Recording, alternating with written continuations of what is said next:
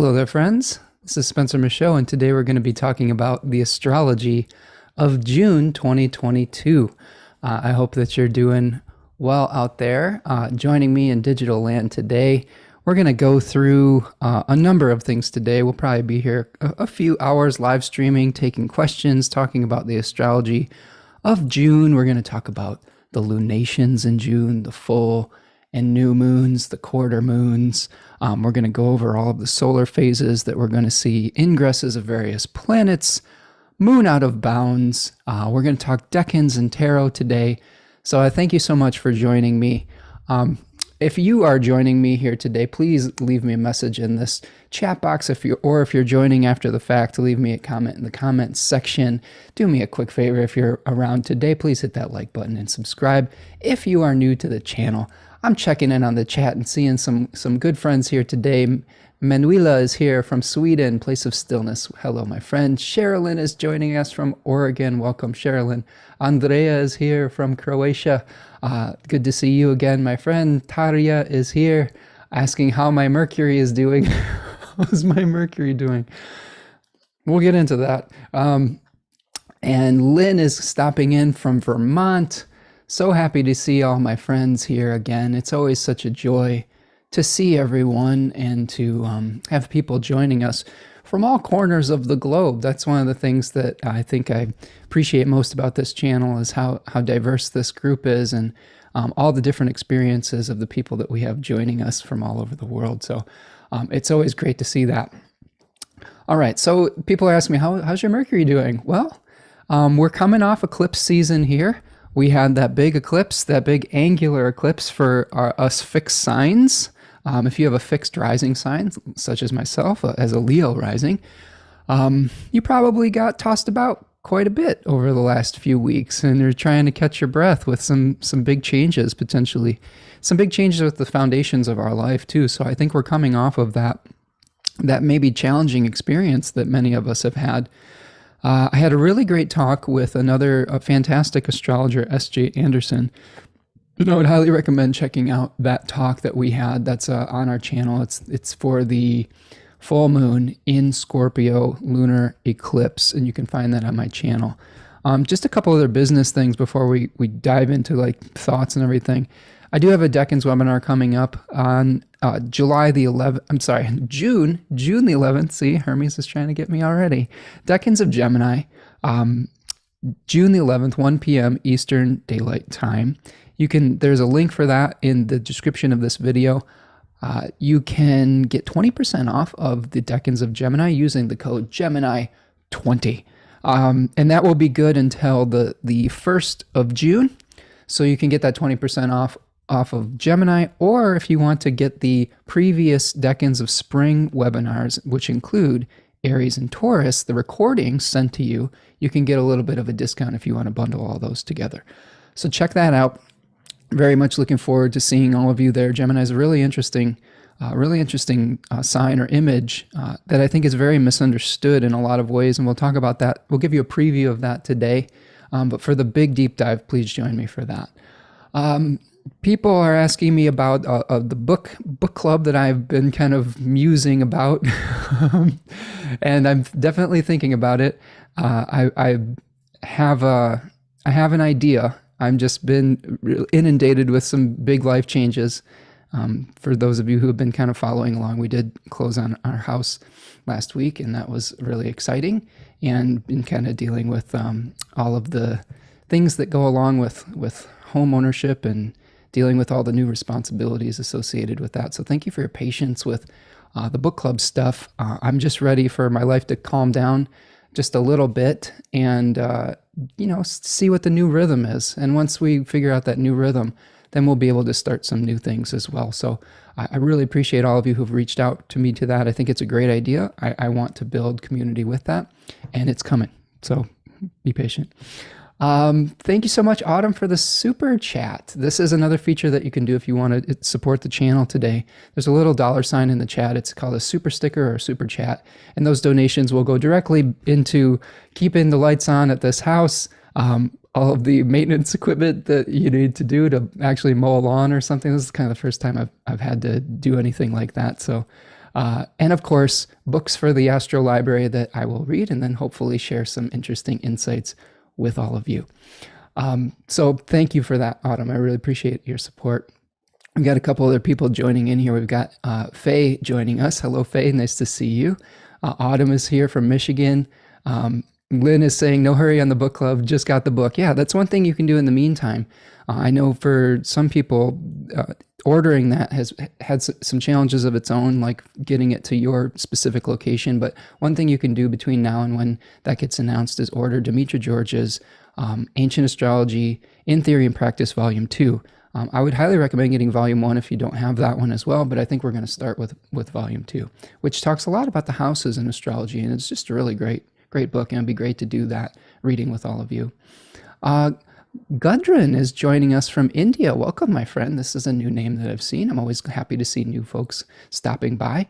And Tarya says, I don't even have the book yet, so please no hurry. And yeah, for those of you, we've got a couple different factions in our group here.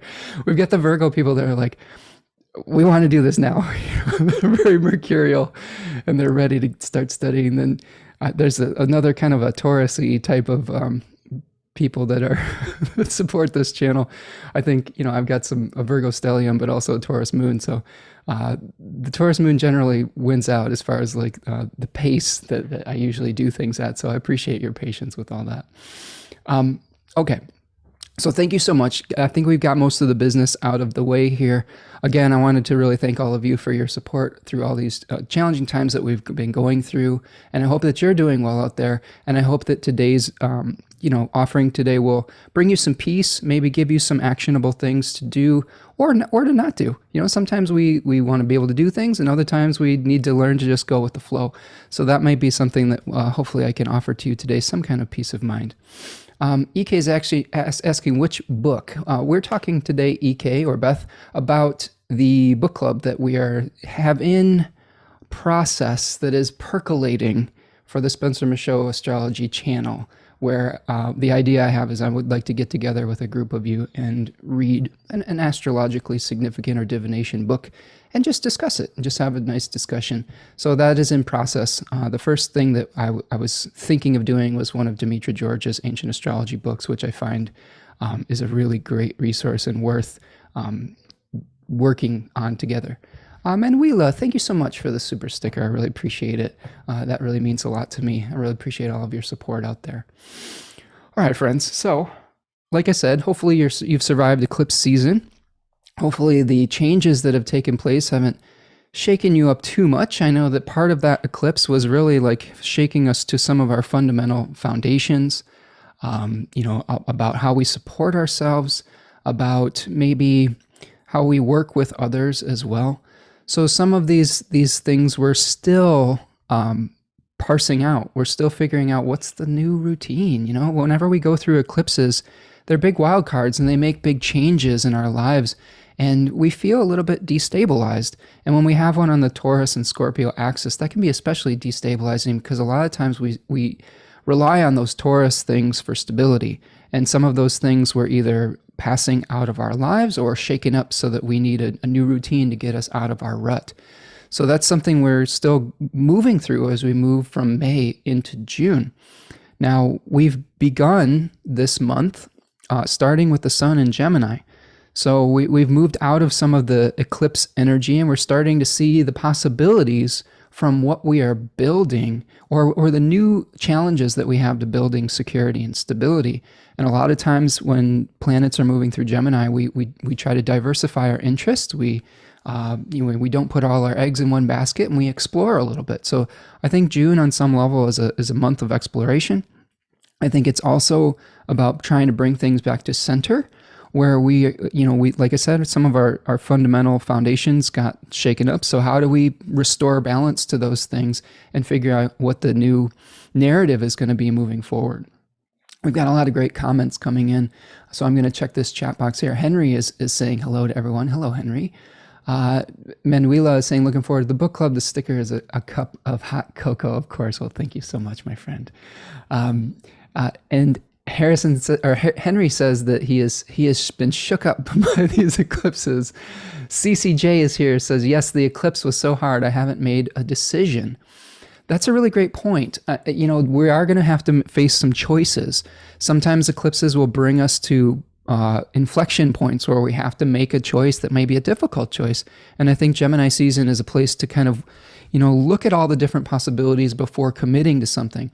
And that's one thing I've been looking at with my research with the decans of Gemini is that, there's some stories and myths involved with Gemini and its relationship to the 12th house in the Thema Mundi, which is kind of the time before birth, the time before incarnating into a body, a place of kind of pregnancy. And I think that Gemini is sort of a place of pregnant possibilities. And the myth of just a very short version of this that I will talk about more on Friday. I'm going to have another live stream on Friday to talk about the new moon in Gemini with a guest that I'm really excited about, that all of you should join me for. Her name is Stephanie Warner. She's an amazing, amazing writer. And we're going to talk about this in depth. But the basics with the myth of is just that it's sort of this time where you are weighing and choosing the lot that you are going to experience in life, both the positive and the negatives. And sometimes there's a lot of pressure and anxiety that come with knowledge of what all you're signing up for.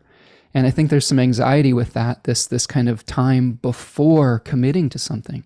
Now, I wanted to say, and this is, I think, something that can help us, is throughout this exploration phase, we always have to keep in mind that there are going to be some dualities, right, that we can't always reconcile. There's going to be things that are pulling us in different directions that aren't always able to be completely reconciled. And ultimately, through my research, I've seen that in Gemini, you have to make a choice.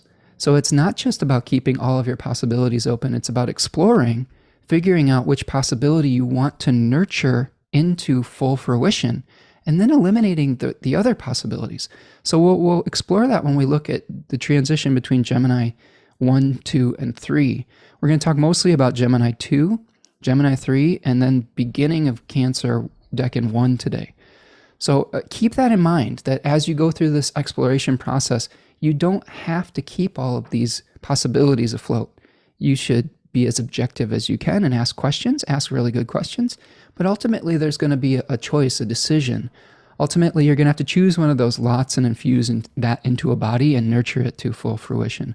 Eventually, you're going to have to sacrifice one of the twins, like we see in Castor and Pollux, or sacrifice some of your own life force to breathe life into something that's important to you.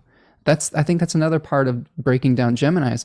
What is really important to you, and what are you willing to give up to bring it to life? Okay, so does that kind of give you some ideas about what we're looking for in June here, and how to maybe navigate Gemini season with grace? We'll talk about this more as a group here. I'm looking at the chat. Raven is stopping in. Hello, Raven. Nice to see you. Andrea says, I talking to CCJ, I hear you. This was a super hard eclipse for me. I'm glad having this astro weather knowledge, so it is a bit easier. That's a great point with having this astrology wisdom. This can help us kind of prepare a little bit mentally and emotionally. It can make the transition process a little bit easier. Rachel is stopping in. Hello, Rachel. Nice to see you. Aaron is here. Aaron says, Scorpio is in my second at the mechanic for an oil change, and turns out my car needs an additional $1,500 worth of work. Well, Aaron, you and I are in the same boat today, because one of our vehicles in this household is getting a brake job and a muffler replaced, and it's about $1,400 or $1,500 too. So I feel your pain, and this is a Mercury retrograde type of story, right? Getting the vehicle repaired so that we can keep on moving and keep on traveling to our destinations, right? CCJ says, I was so sure which path I was going to take, and then the Scorpio eclipse Saturn square completely put me into tears. Still trying to figure it out, have to decide by Wednesday. Okay. So yeah, there's been all sorts of challenging choices, because that eclipse was a T square. It wasn't only an opposition between the sun and the moon, it was squared Saturn in Aquarius. So there's difficult choices that are coming in that require sobriety and a sense of responsibility. Lynn is saying, I have to choose, damn. Yes, eventually we do have to choose. Dee is here. Hello, Dee. Hello from across the pond. Nice to see you here as well.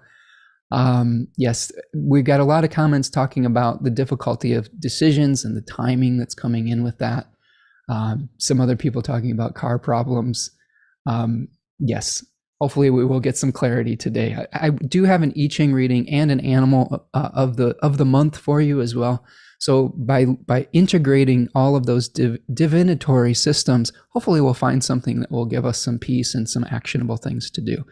So one thing I wanted to do before we dive into the nitty gritty here is I'm going to give you a little bit of an overview. I think we've been doing that in an emotional way, but we also have some big picture thoughts about some of the timing and the dates.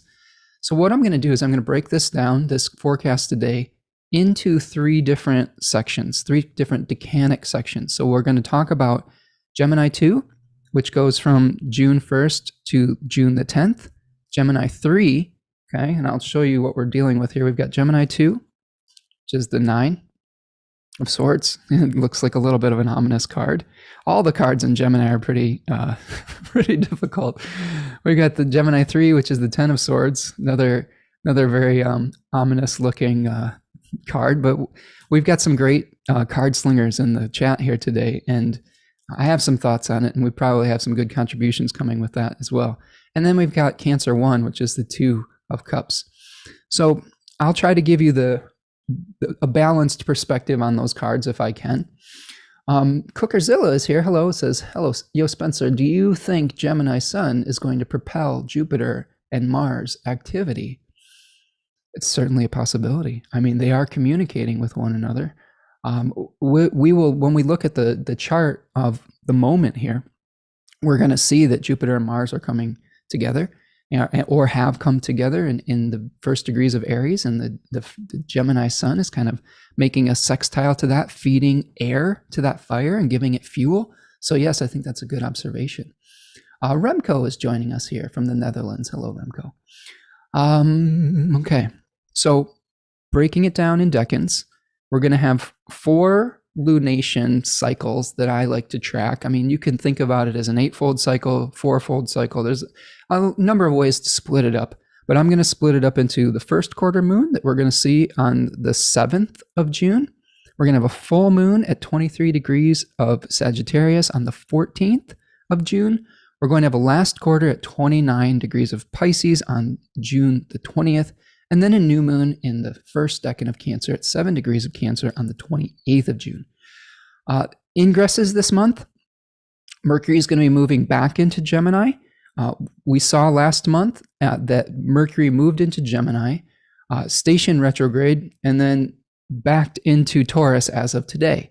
So we had a little taste of Gemini, and I don't know about all of you, but when that little taste of Gemini was like, oh my God, there's so many things coming at me from all directions, like so many responsibilities, so many choices, so many decisions that were being asked to be made, new decisions that take research, that take exploration and take time to work out. So you've probably been feeling that as well on some level over the last, I would say, week or so. And then now we're having Mercury moving back into Taurus, third decan of Taurus, to maybe rethink some of the challenges that we've been going through, if we've made any mistakes along the way of these new things that we're trying to manifest. The third decan of Taurus is sort of about repentant prayer. So if we did anything rashly, we may have to go back and fix something, like we have a bunch of us have our cars in the shop, and it wasn't necessarily our faults or anything, as long as we were keeping up with the maintenance or changing our oil or whatever. But sometimes shit just happens, right? So repairing things, I think, is important with Mercury retrograding back into Taurus 3 on some level. Yeah, and Cookerzilla says that taste of Gemini makes me feel like it's going to be an ultra loaded season. I agree 100%. Another Tanya is joining us today. Hello from Mesa, Arizona. Transit Saturn has conjoined my ascendant ruler, Mercury in Gemini, 0 degrees rising, feeling it and appreciating the cosmic weather. Thank you. Well, Tanya, you got a face full of Mercury over this last week with the Cazimi that we had, the Mercury Cazimi at 0 degrees of Gemini last week. I'm sure that there were some interesting downloads that were happening as Mercury was getting renewed in the heart of the sun. Henry says, really, the ongoing 8th house pileup in Aries for me is shocking, to say the least, with recent Mercury retrograde. Shout out to the Leo risings. My chart is on the fritz. Well, Henry, I am a fellow Leo rising. here with you. So yes, we're feeling it. Okay, so Mercury is going to move back into Gemini on June the 13th. The sun is going to ingress into Cancer for our summer solstice on June the 21st. So that's when the sun is at its peak declination in the sky, and then it reverses course and starts to descend and rise lower in the sky each day. So the days start to get shorter. So that is the longest day of the year, the summer solstice in the northern hemisphere.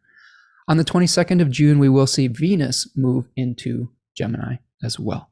We're starting the month off with Venus and Taurus, which is kind of nice. So that'll be really nice.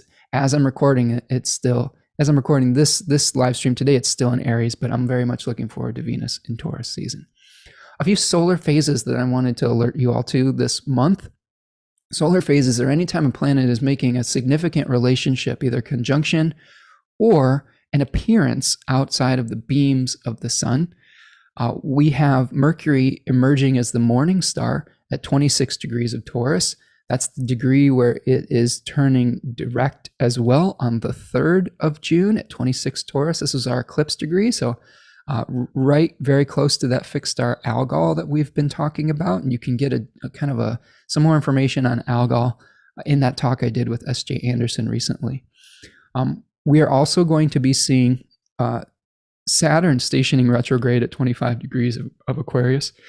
So we may be reviewing some of the responsibilities that we've acquired over this last cycle, and especially reviewing the necessity to untie some of the old karmic knots. That decan was called the knot in Austin Coppock's 36 Faces.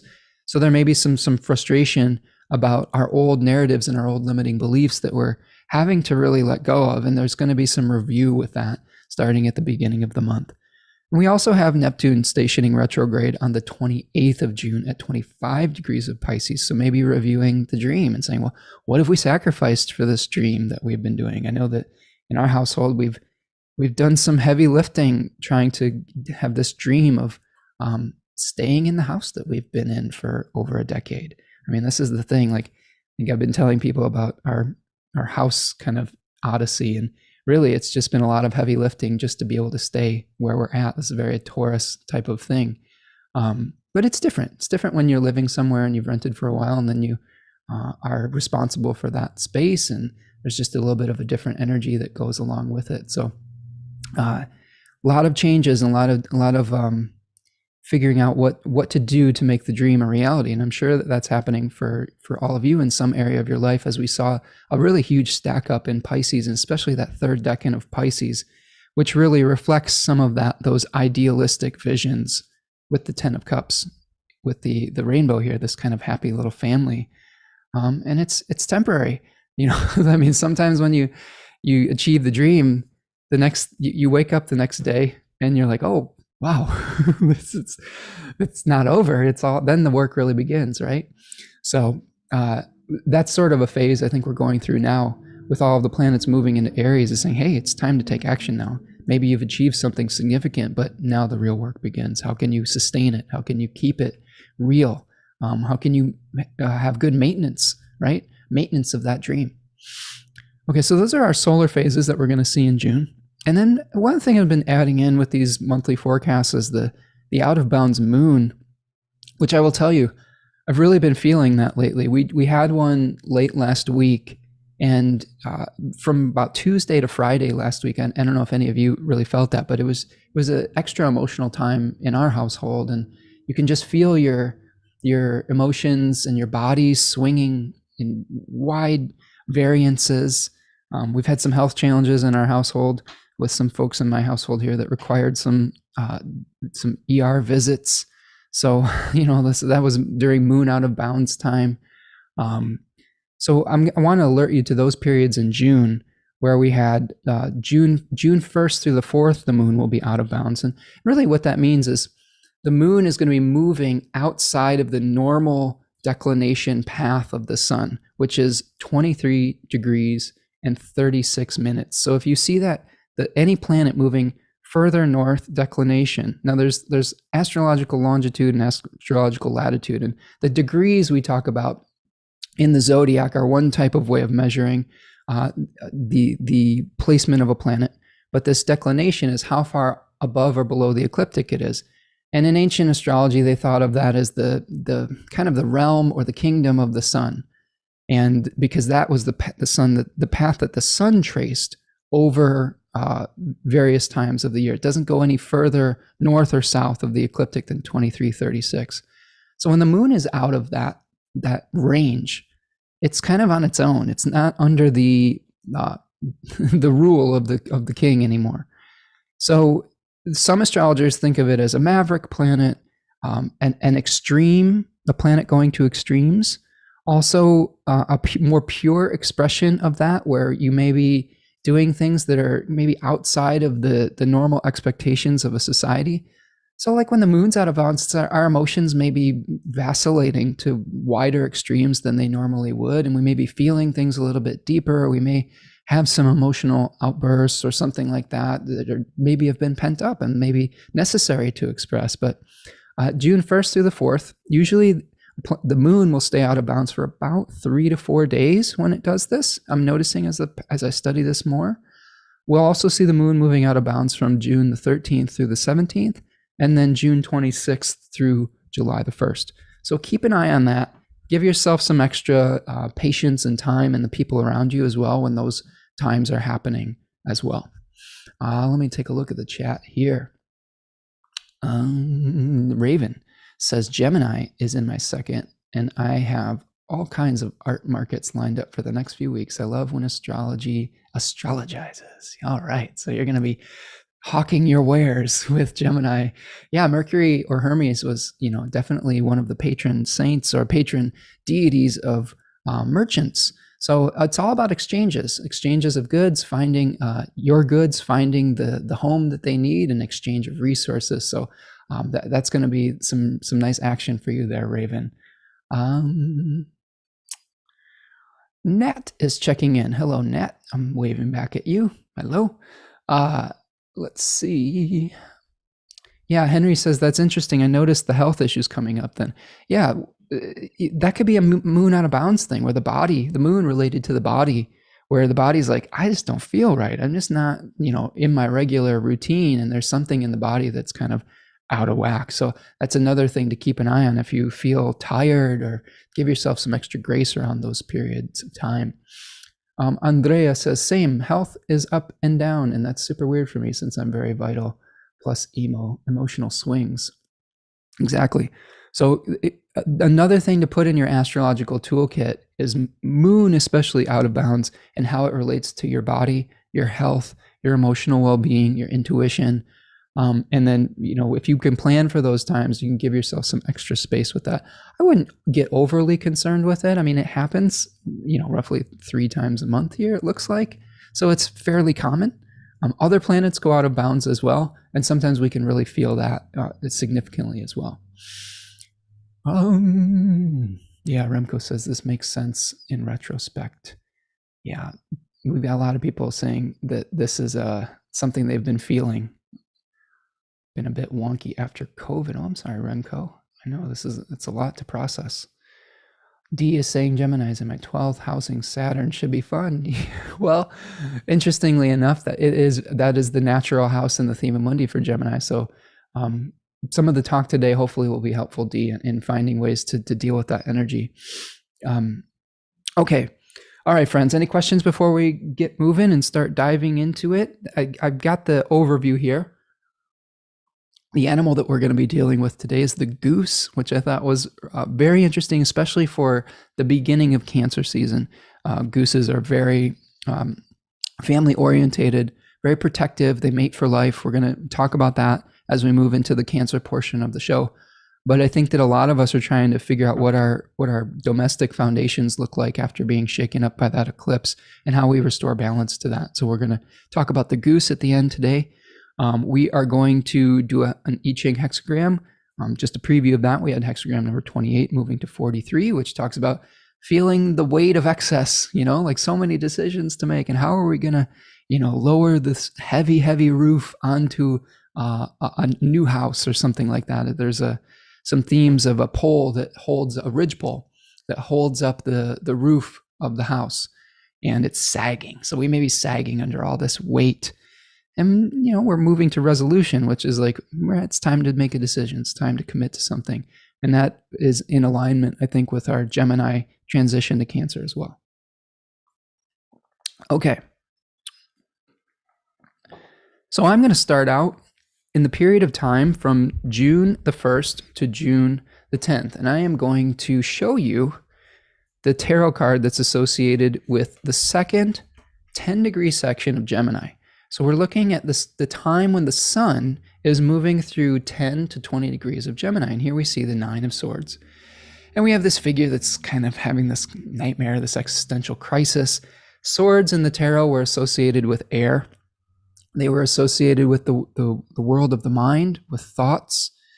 Austin Coppock calls this decan the hermaphrodite because there is a daimon or spirit associated with it. I believe it's pronounced Cybele, who was born with both male and female genitalia, and then eventually was cleaved in half and had to go through this narrative and story to find their lost self, their lost half.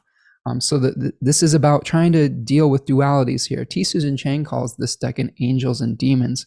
It is a Mars-ruled decan in the descending Chaldean order and in Venus in the triplicity system. So the balance of Mars and Venus here, which reflects that name that Austin Coppock applied to this decan. Book T and the Book of Thoth have a different take. They call it despair and Lord of Despair and Cruelty and just cruelty in the Book of Thoth. And this was sort of explained a little bit about sometimes when we have internal contradictions, we can externalize those, right? We can, if we're fighting with ourselves, if we're at war with ourselves, like you can see in the bottom of this card, there's a battle. Sometimes it can be easy to utilize those words externally and have kind of a sharp tongue. One way to think of these decans and the planet that rules them, so you can kind of say like, well, second decan Gemini is kind of like Mars and Gemini, using words or thoughts as weapons, whether you're fighting yourself and trying to say, oh, I've got this anxiety about this decision that I have to make.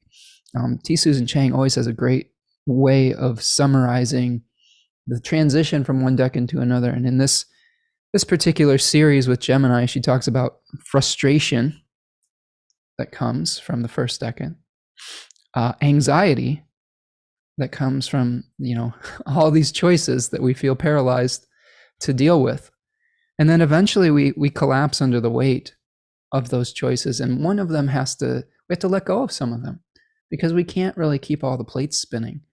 So when we start out the month, we're probably going to be in this phase where we've dealt with an explosion of options. Think about it sort of like the description of this video. I have a thumbnail with a bee that's pollinating flowers. Think about yourselves as a bee that's going and exploring one flower, picking up little bits of information and then, collecting them, bringing them back to the hive to create something though, to create honey, to create food for the nest.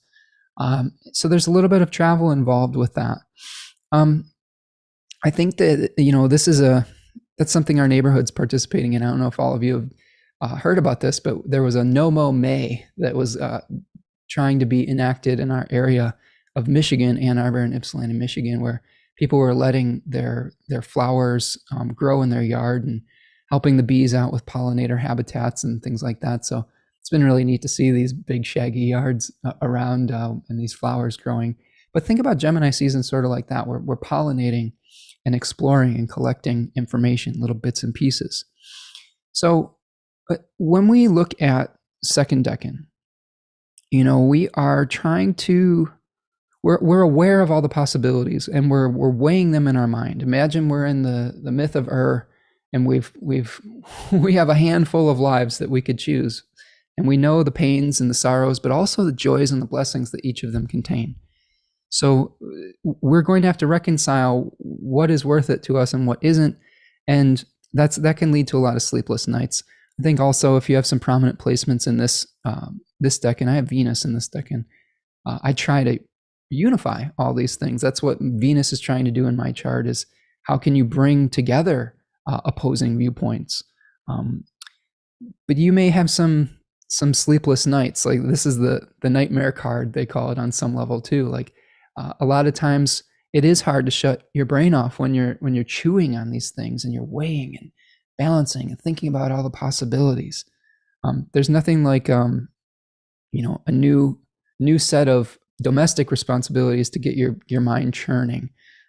So I hope that all of you are dealing with the choices that are in front of you with grace as well. Okay, let's see what we've got in the chat. Cookerzilla says, made a plethora of creative technology investments. All right, well, Gemini, right? Henry says, that card has the zodiac in the quilt print as well. I think it's about not letting the mind create all-consuming monsters, people who know too much. That's a great observation. I think, yes, there is a tendency sometimes to want to, explore too many possibilities. I'm guilty of this with Jupiter and Virgo sometimes, squaring that Venus and Gemini, of wanting to bring in so many details that we lose track of the bigger picture of what we're doing. And that's really been testing me lately. When you have big changes in your life, whether it's professionally or with your family or with your body or with whatever it is, there's so many micro decisions that have to be made. And if you have strong mercurial placements like Virgo and Gemini in your chart, that can lead to just this monomania on some level, where you've got so many little decisions and you want to make sure you're doing everything exactly right. And sometimes you just have to say, this is good enough. Like, I'm going to move on to the next thing and be in the moment, right? And I think that moment awareness can really help us through some of these challenging periods of time. Okay, so that's kind of a little bit of a preview of the second decan of Gemini. I'll get into the myths of Cybele a little bit more on Friday with Stephanie and with my decans webinar. But there's a themes of longing and separation and trying to unite with your lost self, and figuring out, like, there's dealing with regret, there's fear of the future, there's anxiety for the future, there's regret for the past, and how do we find that right present moment awareness? Okay, so let's take a look at the chart, and we'll go through the more detailed exploration. So on my chart, we are looking at June the 1st, and let's just kind of do an overview of where all the planets are right now. We've got the sun starting the month out in the 11 or so degrees of Gemini. That's that second decan we've been talking about. We've got a retrograde Mercury that's slowing down to move forward again. At 26 degrees of Taurus. That will happen during this 10-degree section we're talking about. Again, we're reviewing some maybe past mistakes that we made and trying to remedy those things. We're surrendering to the natural forces in our lives that are out of our control on some level with that Mercury as well. But a great way to utilize that energy is saying, what worked, what didn't, what changes do I have to make? How do I repair this thing if I made a mistake? And how do I just not beat the hell out of myself if I did make a mistake? I think that's another thing to keep in mind with this, is the self-recrimination that can happen in Taurus 3 is potent. And I think that if we're gentle with ourselves, it can just lead to admitting we weren't at our best and then moving forward, We are starting the month off with Venus in her home domicile of Taurus. That should be nice. That should bring us some patience, some ability to receive in a way that is balanced, rather than trying to force things or force our desires like we may be tempted to do with Venus and Aries in the house of Mars, where we kind of are like, we want what we want and we want it now. And sometimes that can lead to actually blocking what you want. If you make too many demands of others that could actually be helpful to you, that can lead to like a little bit of a brush off and a feeling of that person not wanting to help. So we may be much more inclined to be gracious and patient and delay gratification, which actually sometimes leads to a better manifestation than if we force the issue. Speaking of Aries, Mars and Jupiter are going to be hanging out in that first decan throughout the beginning of the month, We at the end of the month, we haven't gotten to this point yet as I record this, but we will have a Mars-Jupiter conjunction that is going to be very spicy. And we're going to be coming off that in the beginning of June, where a lot of people are probably going to be in their feelings about individual sovereignty. There's a lot of talk about rights right now, and about personal sovereignty through our bodies and things of that nature, and some challenges going on with that in the news cycle in America in particular. So there's probably going to be issues of personal sovereignty in your own life, in the news cycle. It's unfortunately, it's potentially explosive. We aren't there yet, so I don't know exactly what that means. So we'll have to see what happens when Mars and Jupiter come together. Although Mars will be powerful, so this is a great time to sever from the collective and individuate. And Jupiter is going to be helping to support that process as well. Like any time you can gain some hard-won personal initiative and sovereignty and independence, that's going to be supported with this pairing as well. You know, you've still got Saturn here that is in the last decan of Aquarius. Saturn is going to be slowing way down at the beginning of the month. So a lot of our responsibilities may feel pretty heavy and repressive. Our minds may be kind of heavy at this point as well, because, you know, Saturn is going to be squaring Mercury here in the overcoming square. So some of the collective challenges may really be weighing on our minds as well. I also think about this, the third decan of Taurus is natural forces that are out of our control.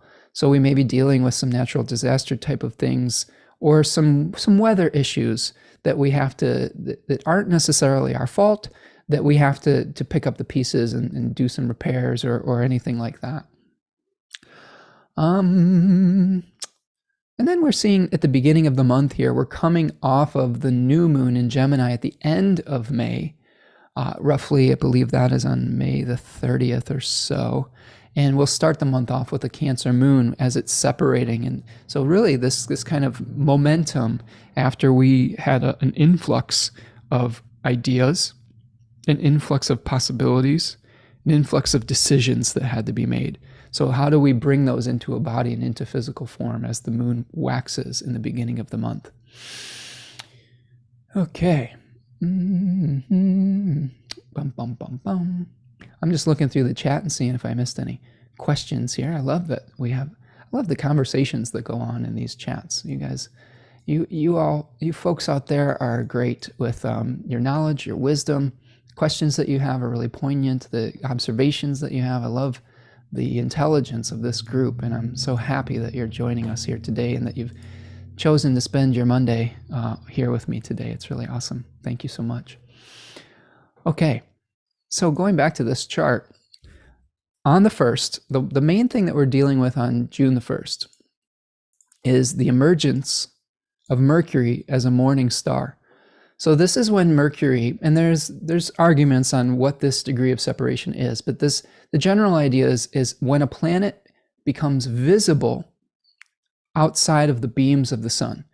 So literally, if you go outside and you look up at the sky at dawn or whatnot, you will either be able to see a star, or you will not be able to see the star based on where the sun and that planet are, okay, or that planet is. So in this case, Mercury is going to be making a 15 degree of separation from the sun, and that is a condition called phasis, a moment that speaks. And this is a term that I learned from Robert Schmidt of Project Hindsight. And it's going to be making its appearance as the morning star. So all of the things that we've been doing behind the scenes are going to start to become visible here a little bit. Now, Mercury is going to be emerging on a difficult fixed star, Algol. So there may be some really emotional conversations that we have to have through these revelations. And again, it's really activating that eclipse degree of where the sun was at this last eclipse on the 16th of May. So any of the themes that you were dealing with around that period of time, we could be revisiting them on some level and having to deal with the visible repercussions of that.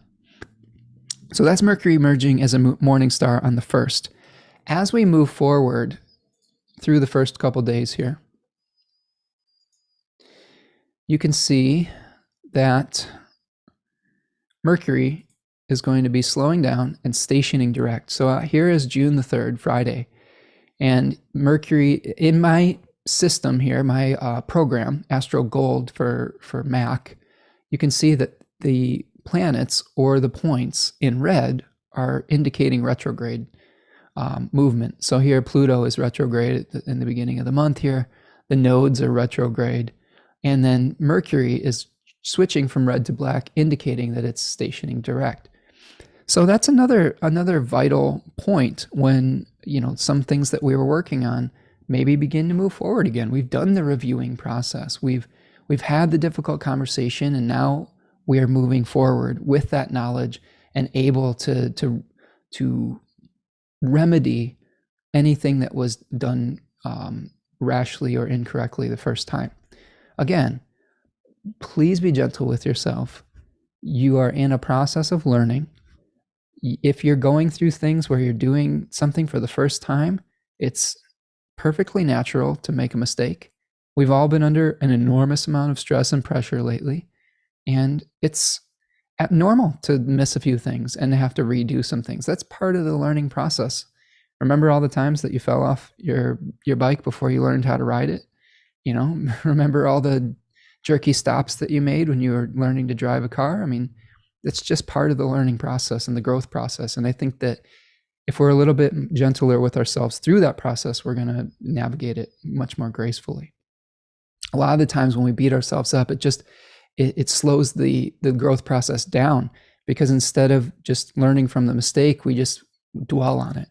And when we dwell on those mistakes, we're not in the moment at all, and we're not engaging with the process. We're just getting stuck in a past moment. And I think that that's something to really be aware of with Mercury here, is not getting too fixated on that past moment. Okay, let's see. Helen is here. Hello, Helen. Helen says, listening while walking the dog. All right, killing two birds with one stone. I had to stop in and say I have 5 planets in Virgo. Well, that's why you're walking and talking at the same time. Gotta be healthy. I do that too. I like to listen to things while I'm walking, and I love listening to podcasts when I'm walking, including Mercury, Virgo, conjunct Jupiter. All right. So thank you, Helen. I love these new faces that are stopping in. And if you're new to the channel, make sure you're subscribed and hit that like button for us. That always is very helpful. All right. So back to the forecast here, June 3rd, Friday, 2022. Again, Mercury emerging as a morning star, stationing direct. And then if we go forward another day, what we're going to see, if I eliminate my drawings here, is we are going to see Saturn turning retrograde. So it says on my screen June 5th, but it actually turns retrograde on the 4th. So around that time, you're going to feel Saturn grinding to a halt. Saturn's already kind of a slow planet that slows us down. But the long-range vision could feel just like we're slogging through things, especially with the square to Mercury. We could be feeling like, oh my God, we've got all these old things that are being brought up, all these old thoughts, all these old stories, all these old glass ceilings that are really challenging right now. And I can't help but think about some of the challenges we're facing in the Supreme Court in America right now, the old narratives that may not really be, some of them may be fairly regressive, and just the challenge of those two fixed planets squaring off with one another and reviewing all of these things that we're going through as a community right now. And some of that could feel pretty oppressive with Saturn in that overcoming position to both Venus, Uranus, and Mercury in this case. So remember, an overcoming planet is when it is earlier in the zodiac and it's asserting sort of its power or its own pressure on that planet. And the planet that's earlier in the zodiac, or on the right-hand side, the dexter side, if you will, if we're looking out from the center, is going to be the one that sort of, if we look at the center, we can see that the Saturn is on the right-hand side, and it's exerting its pressure on Mercury. That planet on the dexter or right-hand side from center is always going to kind of have the upper hand. So in this case, we may want to be, moving forward. Mercury is, of course, the host of the sun as well. And Mercury is in a tough position here because it is stationed. It's in aversion to the sun, so it can't see its host. So that means that we have difficulty getting the information we need, getting the clarity we need sometimes. And Saturn's making that overcoming square, feeling like we're really blocked. Maybe we're banging our head against the wall. So the resolution that we may be looking for isn't potentially quite available yet. And I think that's pretty important to understand. Also, again, the 1st through the 4th, through this emerging Mercury and this Saturn stationing retrograde, the moon will be out of bounds. So all of these macrocosmic things may be leading to just an explosion of emotions. Maybe we're feeling the stress in our bodies as well. So it's a good time to take really good care of yourself, figure out what you can change, what you can fix, and then figure out what's out of your control. Because one of the things that I think is really important is that astrology, I think, is a great indicator of the meta cycles that we're living. We're not just living a lunar cycle. We're living a Saturn cycle. We're living a Uranian cycle. We're living a Neptune cycle. And all of those things, a lot of them move so slow that it feels like we aren't getting anywhere, but it's just a matter of our perspective. It's a matter of our perspective in this very short human life that we have, or this very long human life if we compare it to like the life of an insect that lives for 2 days. It's all a matter of perspective. So if you think about it in that way, change is happening, but sometimes it just takes a while.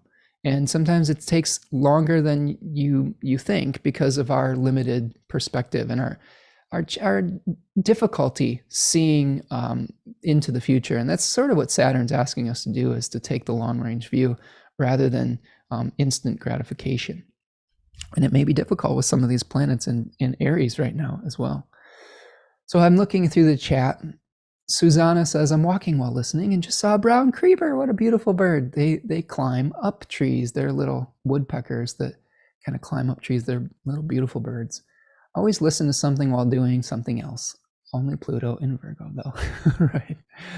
Cookerzilla says, do you think Saturn retrograde will give us a preview of Mars and Gemini, both air signs? Wondering if any themes come to your mind to prep for that period. That's a good question, Cookerzilla, because later this year in the fall, we are going to see Mars doing a retrograde dance through the sign of Gemini.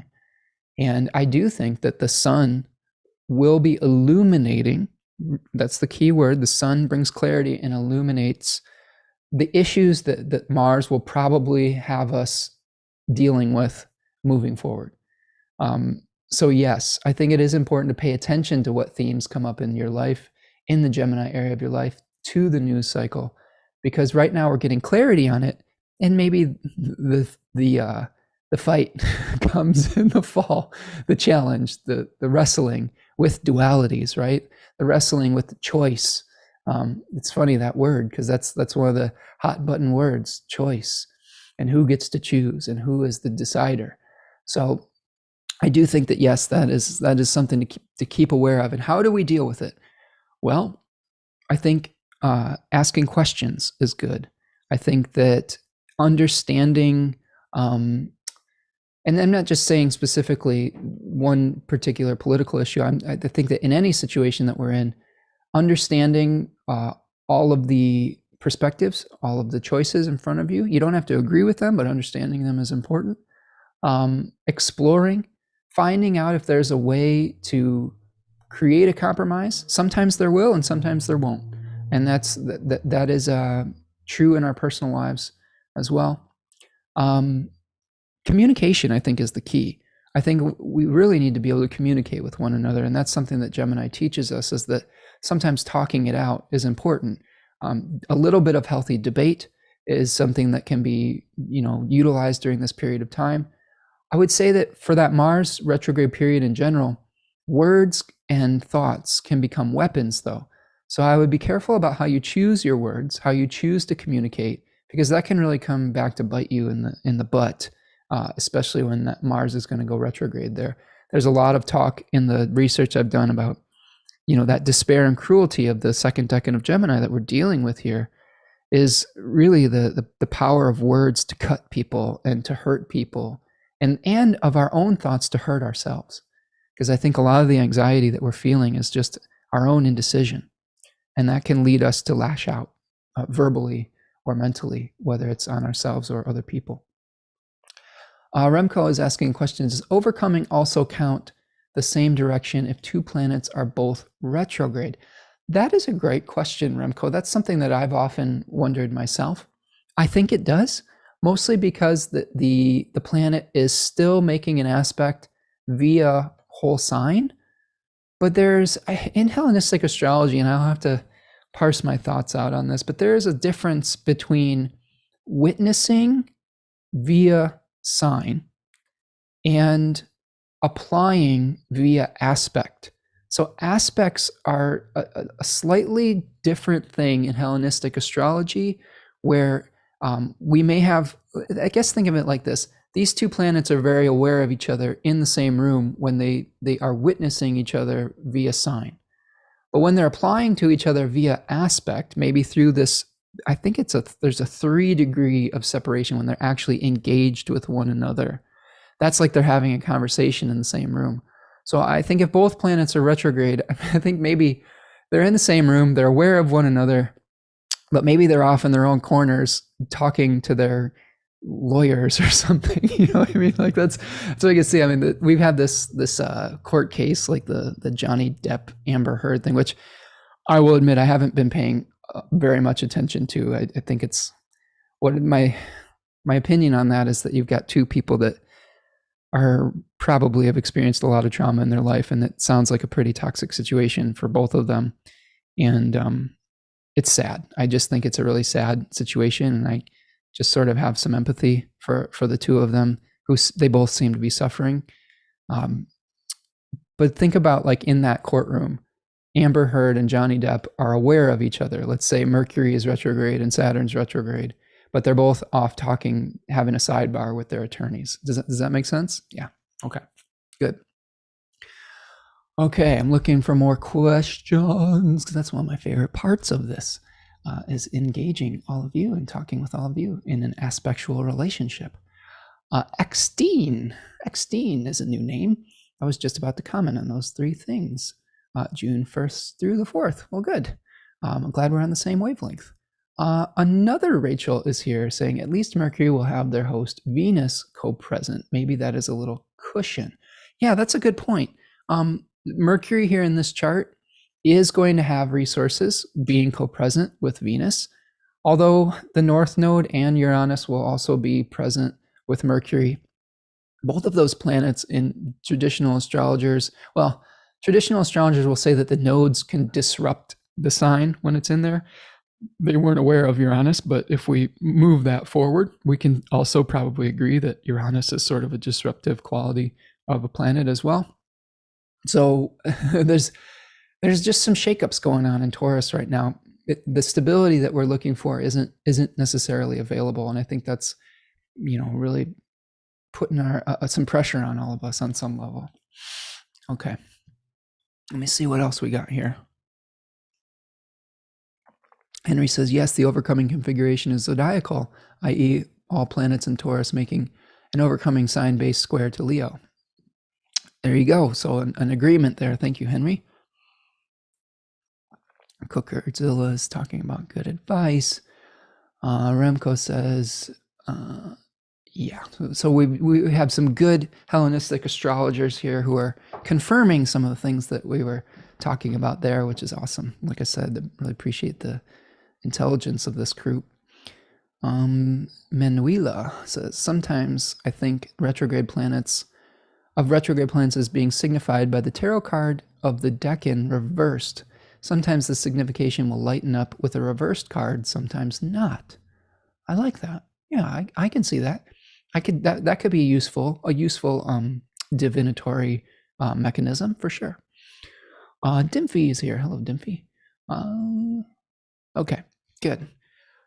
So let's keep going. Let's keep rolling.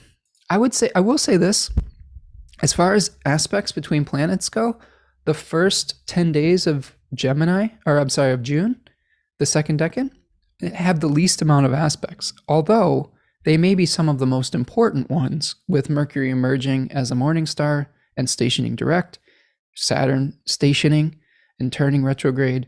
And then on the 7th here, what we're going to see on June 7th is the first quarter moon square. So at about 16 degrees of Gemini and Virgo, we're going to have a square between the sun and the moon. Now, if you are a fan of Dane Rudhyar, and I am, you will recognize that he talks about the squares in the lunation cycle as these crisis points.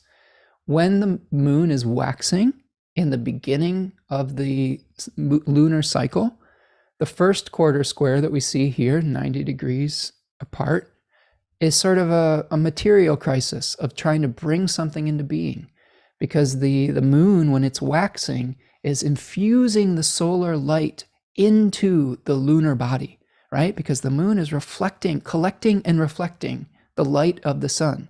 So this is a way to think about this is the sun is bringing clarity and awareness to a particular area of our chart. In this case, the dualities of life, the contradictions that we're trying to reconcile. When the moon is moving through Virgo, second decan of Virgo, that decan is really reflective, and you can see in the card that it is represented by it is the 9 of Pentacles. Here you see a figure in a very lush garden holding a falcon, a hunter falcon, I guess what is the word for that? Like a vermin killer, like on some level. So you could think about that decan. There's a couple things with that one. It's related to Hephaestus, and it's really about the hard, dirty work that you have to do to infuse something, an idea, into a physical body, to be able to create this abundance. There's also some themes of maybe some solitude and being able to take care of yourself, but also feeling a little bit lonely because you're working so hard to be a good craftsman. So there may be some challenges with our desire to be social, some of the needs to work on our material reality. We may have all these ideas that we're trying to parse out, that we're trying to make real. So I think that this first quarter moon is going to really be about how do we turn the idea, the thought, into a physical thing, into a product, into a piece of art, into, I don't know, something that you need in your home, like a home project. Sorry, I've got that on my mind today. So all my thoughts would be like, oh God, how much work do I have to do?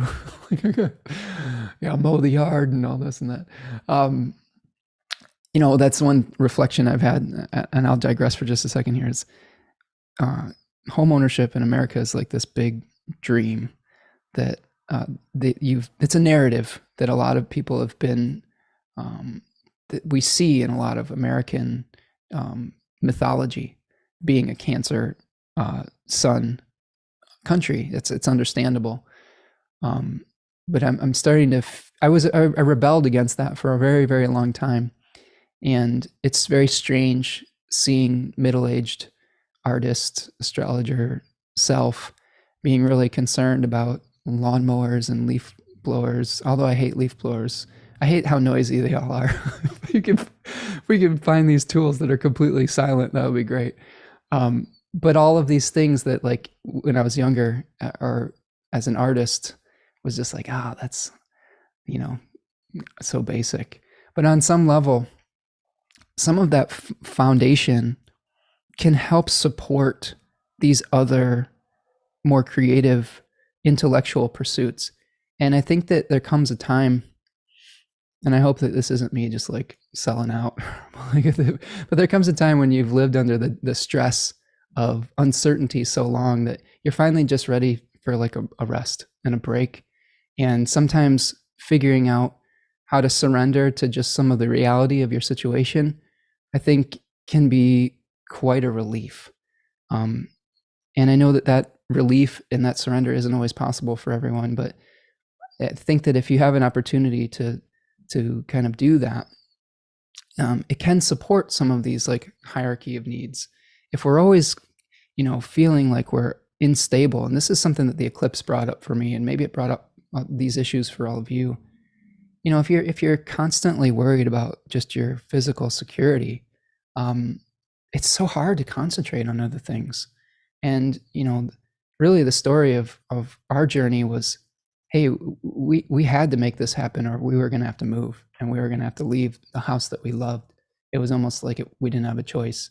And fortunately, we're in a position to do something about it. But that's where we're at now, I think, with in America, with housing and our fundamental needs is, it's getting, one thought I have, and I'll get to this when I get to Cancer, but the moon is both nurturing and consuming. And I want you to think about that when we think about lunation cycles, Cancer in general, because we have some Cancer people here, Cancer moon. It says, Cookerzilla says, Cancer moon here. I hate the loudness of power tools and purposely avoid that stuff until it's absolutely necessary. Yeah, I agree, Cookerzilla. I actually bought an electric lawnmower this week so that I didn't have to listen to the gas engine, and hopefully it's better for the environment as well.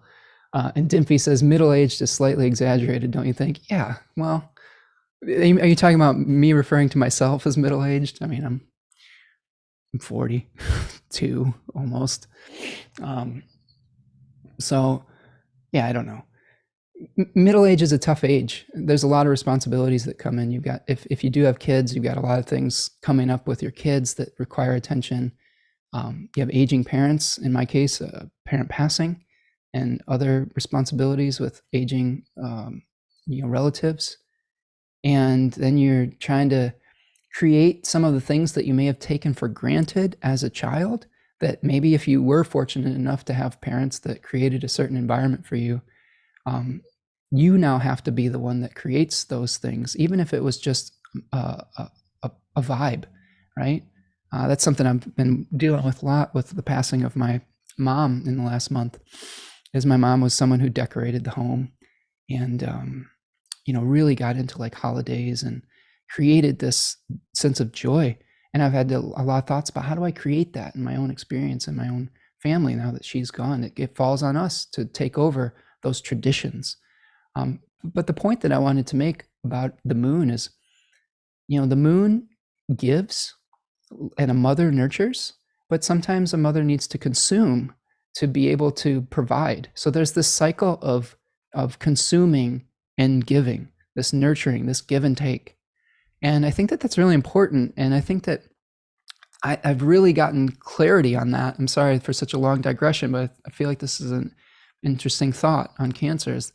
Really felt that significantly of the really difficult choices that we get thrust into for security in a capitalistic society. For us to have security, sometimes we have to be consumers, literally consumers, and we get put into difficult choices and positions about ethical quandaries. And this is another thing that happens in Gemini too. The Gemini card in the major arcana is the Lovers. And here we see two figures that are around, this is related to choice and duality and making an ethical decision. One of my favorite authors, Benabel Wen, talks about an ethical quandary. So we get cast into these choices that we have to make. And it's just fascinating to see how much you fight against the current as a young person, and what compromises you make as you get older when you figure out what is or isn't possible within the systems that we live in. So I just was throwing that out, and I'm curious to hear some of your perspectives. I know a lot of our European friends here, I've had long conversations with them where we have a lot of people in different countries have universal health care. And I feel like the eat each other vibe is a little bit slightly less in those countries because of some of the social systems and social programs that they have there. And I really wish that for us here, where it wasn't so dog eat dog kind of thing. but we'll see.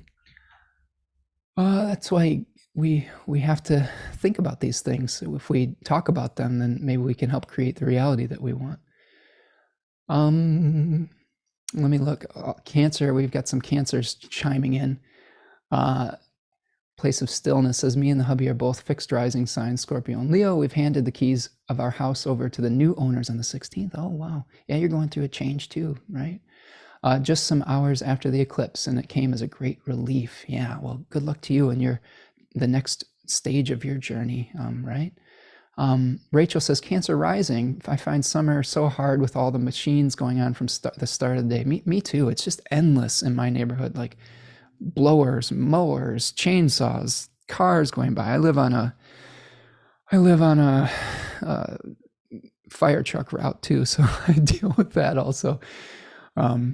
But there's compromises that we have to make all the time. Dimfy says, yesterday I prepared the soil for sowing. After a few hours of manual labor, the earth felt so soft as if it had been preparing a baby bed for the seed babies. And the thought brought a smile to my face. Well, Dimfy, I hope to be doing some of that planting and sowing soon as well. It is a great way to ground ourselves, literally to ground the extra electrical impulses out of our body into the ground, so that we're feeling less stress. I'm looking forward to that myself. Beth says that she's mowing her lawn right now. Almost dropped an electric mower into the chat. All right. Well, hey, team electric mower. All right. CCJ says, I felt a sense of peace when you talked about rest and just giving in to that. Thank you. Yes. So that's what I try to do here. I don't want to do astrology that scares people. I want to be realistic about what we're dealing with and acknowledge the pain that we're going through. But the goal of this channel for me is to bring a sense of peace, not only to myself, but to this audience, this community, and hopefully to give practical advice and help us in this process of becoming and to become wiser stewards of this planet and of these bodies and these experiences. Beth says also this part about taking on once skewed responsibilities on a personal level is a journey I've been on. Yeah, well, we're roughly similar stages of life, so it's not surprising. Lynn says, Venus and Cancer here, and harmonizing beauty and chores in and around the home is a major theme. Yeah, I mean, we'll talk more about that when we get to the Cancer part of the show, but Cancer is a complicated sign, and there is definitely some compromises that we have to make for our security. Rachel says, noise canceling headphones are my friend. Yes, me too. I'm so grateful to have a garden where I live, even if the traffic and noise is hard. Yeah, I'm right there with you, Rachel. I'm on a very busy street my house is near an intersection and a stoplight, which makes it a little noisier, but I'm having visions of creating green natural fences with all sorts of like plants, and I've been on Pinterest looking at arbors. So this is the most Cancerian thing ever. It's like, oh, that's a pretty archway that I could put in the front of my house. But yeah, sanctuary is something that I think that's really important with the Cancerian energy, is how do we create that place where we don't have to absorb all of the emotional energy of the world? Because I know for me personally, when I just went out in public, that's why the pandemic's been a real mixed bag for me. Like, I'm starting to get a little bit lonely now, but I think that for the first part of it, I had the ability to stay home and the privilege to stay home. I will acknowledge that. Not everybody has that. But it was a relief that I just wasn't absorbing everyone's energy all the time. And I think every Cancerian type needs some place like that, just little corner that you can escape to, where you don't have to be feeling everyone's feelings all the time, because we absorb that like the moon does and reflect it back. And we want to take care of people, alleviate the suffering, nurture people. And sometimes when we can just be in our own space, it can be really, really healthy and healing. Okay. Yeah, I'll keep working on that sanctuary, Rachel. Absolutely. All right, so this is the end of the first decan of Gemini. I'm sorry, the second decan of Gemini, the first 10-degree section. Let's keep moving. The last aspect that we have while the sun's in Gemini 2 is Mercury making a trine to Pluto. This is happening on June the 10th. You can see Mercury at 28 degrees of Taurus is trining Pluto, retrograde Pluto at 28 degrees of Capricorn. So potentially some of the remedies that we're working on, some of the conversations, the deep conversations about our material realities will hopefully meet transformative Pluto and be able to be put into good use. And maybe this is a time frame where the cocoon of our thoughts, of our material, meditations will start to burst open, and the butterfly reality will potentially be put out into the world. I wanted to just make a little note too. All of you who have been sending me messages around the passing of my mom recently, I like responding with a butterfly emoji on all of those. Anytime you see that, that's a sign that's related to my mom. My mom really loved butterflies, and that was, I think, one of her animal spirits. So that's always a little wink and a nod to her if you see that. So it's a beautiful symbol, and I think it's very applicable to Mercury and Pluto coming together here too. Is how can you emerge from that underground with some kind of new knowledge to be able to move your material reality forward. Okay, so I'm gonna stop my share for a second, and we'll talk a little bit about the third decan of Gemini, and then get into the nitty-gritty of that.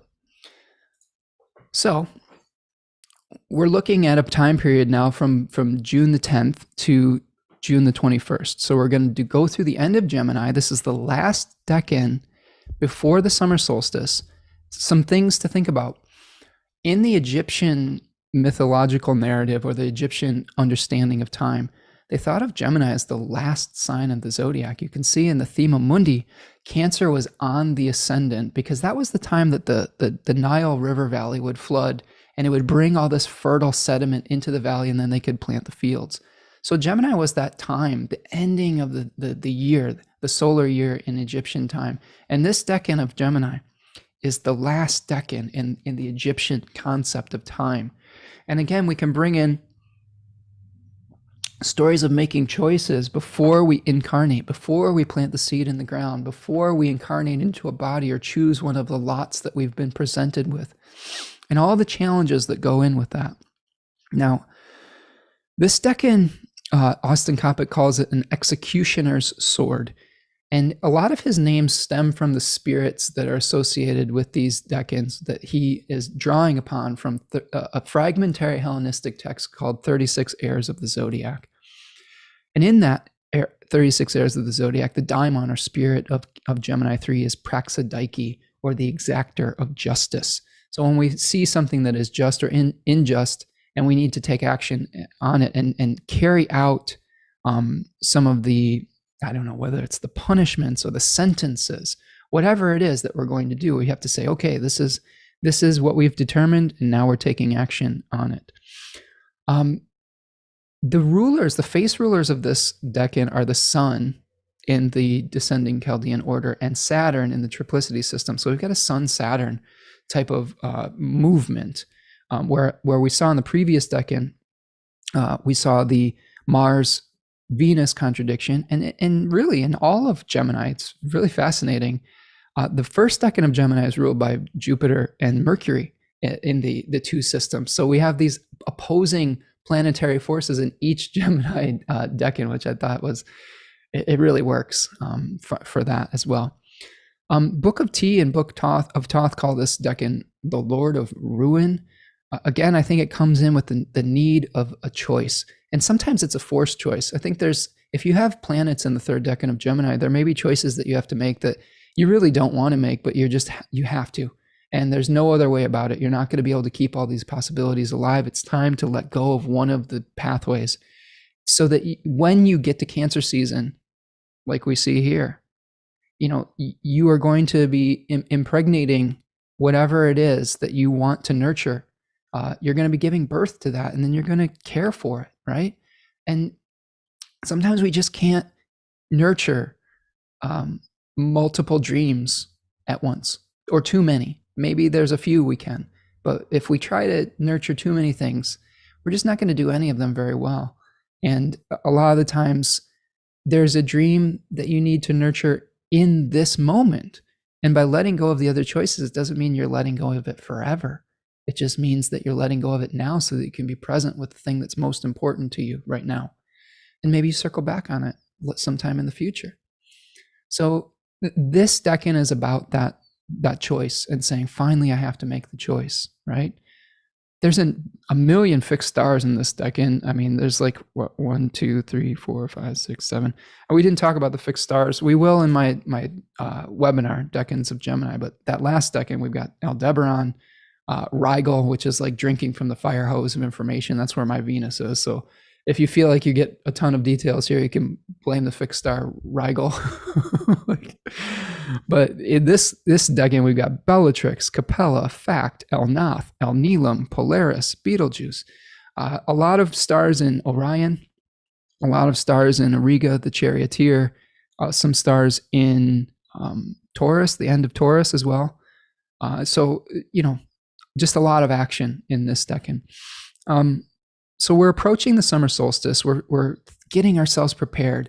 Another thing I wanted to point out about Gemini season is that, and this is something that I was inspired, that really inspired me, that my astrology teacher, Chutababa from Nightlight Astrology, mentioned at one point, is that Gemini is an ambitious sign. A lot of times we think of, in the modern treatment of Gemini, like that it's flaky or it's not non-committal. But what I will say is that the sun, when it's moving through the sign of Gemini, like Achuta was pointing out, is still ascending in the sky. It is still trying to achieve something. And Mercury is expanding possibilities. Whereas in, Mercury's role in Virgo is narrowing possibilities. See that? There's a different role with the yin and the yang version of mercurial signs. So the reason why we think of the fickleness of planets in Gemini is that once we get to the summer solstice, the sun reverses direction. So this is the type of energy where you're like, I've made a choice. And then once I get what I want, I'm like, I don't know if I want that. I will change my mind. Because the sun is literally changing direction. What I have found, though, having some Geminis in my life, including my mom, whose birthday was May 30th. She is a first decan Gemini sun, or she was, and her spirit lives on. Is that all of these different movements are leading to some grander vision. I do think that is the case. All of the explorations, all of the minutia, all of the kitsch is utilized, And that's where we bring the sense of wholeness back within, right? So here we have the approach of the summer solstice. And in that story of Castor and Pollux, the twins in Greek mythology, one of the twins had to sacrifice some of their immortality so that the other could live. Castor, the immortal twin, had to give up Pollux, the immortal twin, had to give up some of his immortality so that Castor, the slain mortal twin, could live again. And they split time between Hades and Olympus. And there's multiple stories of twins that are making a sacrifice in various mythological systems. And we can think about the sun as making a sacrifice and saying, okay, the sun is sacrificing itself. It's the old year is finally done, and now we're starting the new year. Okay. So difficult decisions, what lives, what dies, what life do you want to choose to nurture? The forced choice. Be careful when the sun is in this decan of making ultimatums. The downside of this is that you can be that exactor of justice, that executioner's sword can be very, very damaging and can be rough.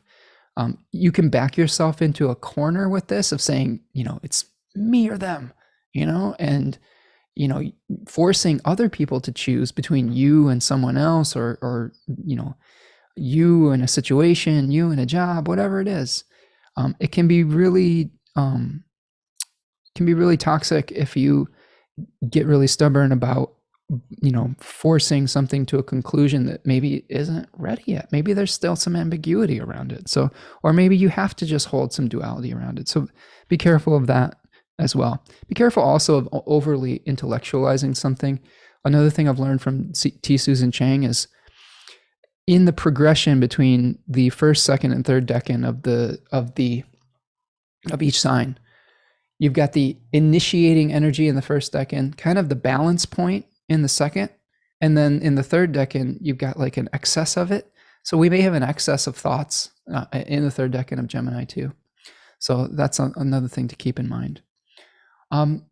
If you look at the opposite decan, the 10 of wands, right?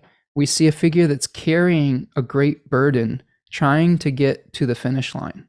Okay, this is the 10 of wands energy that is basically saying, I'm going to carry this great load. I'm going to carry this great burden, and I'm going to unify body and mind to just get the job done. In Gemini 3, there is no unification of mind and body. There's just this split, right? And it's kind of like you're not able to carry on that vision anymore. And one of them has to be let go, right? So you will find yourself probably at a crossroads when the sun's in Gemini 3. And I think it's important to choose a path. That's really one of the remedies to some of the anxiety in Gemini is just make a choice. If it ends up being the wrong choice, well, guess what? That's going to give you some information, and then you can circle back around and make a new choice the next time around.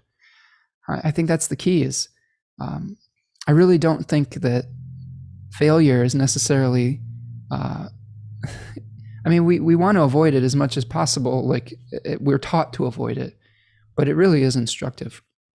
So keep that in mind when you're going through this. Again, that's a way to be gentle with yourself. I'm checking through the chat.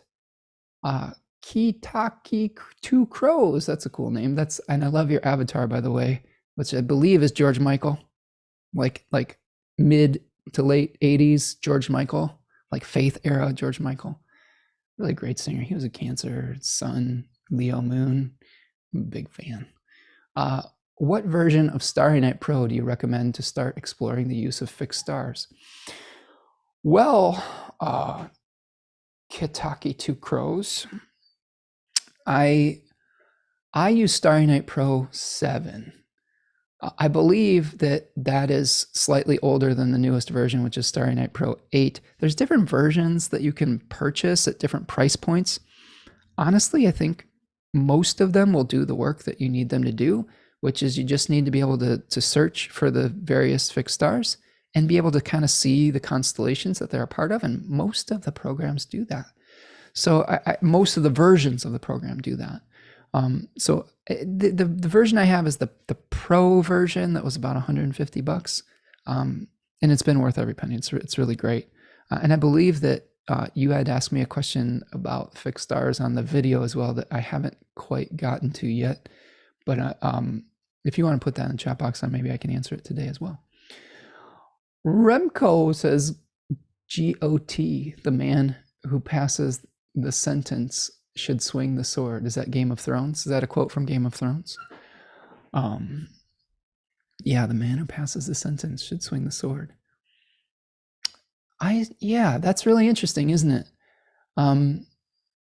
That would speak to maybe the tendency potentially in Gemini to maybe some backbiting, like challenging, like gossipy, trying to take someone down verbally or maybe behind the scenes. And sometimes we just have to be direct with people. And that's another remedy, I think, for Gemini 3 anxiety is sometimes just be honest and direct and say, sometimes we have a difficult choice that we have to express to someone. And a lot of times if we explain our position and are honest about it, the other person understands and isn't going to like feel as an adversary as much. I mean, like I said, there might be difficult choices, but a little bit of honesty and forthrightness, which we will get to in the I-Ching, is going to be good moving forward. Okay, that's what the I-Ching is recommending, so I like that.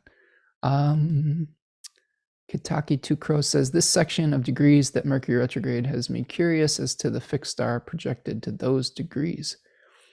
Well, we have Algol for the retrograde station moving forward. my friend. So that's as far as the projected degrees. Yeah, we'll have to look at that. What they're talking about is projecting off of the ecliptic, I think. And various constellations can come into play if you're using projected ecliptical degree rather than the Paran method that Bernadette Brady uses. And I don't know if one is necessarily better than the other. There are proponents of each type of system. I tend to use the projected ecliptical degree more, but I can understand some of the rationale for the Paran method as well. So experiment with it. Manuela says, the Ten of Swords might also speak to the need of letting go in a sense of surrendering as a circle is completed and something new is already growing. Think of just a clinging of fear. I like that.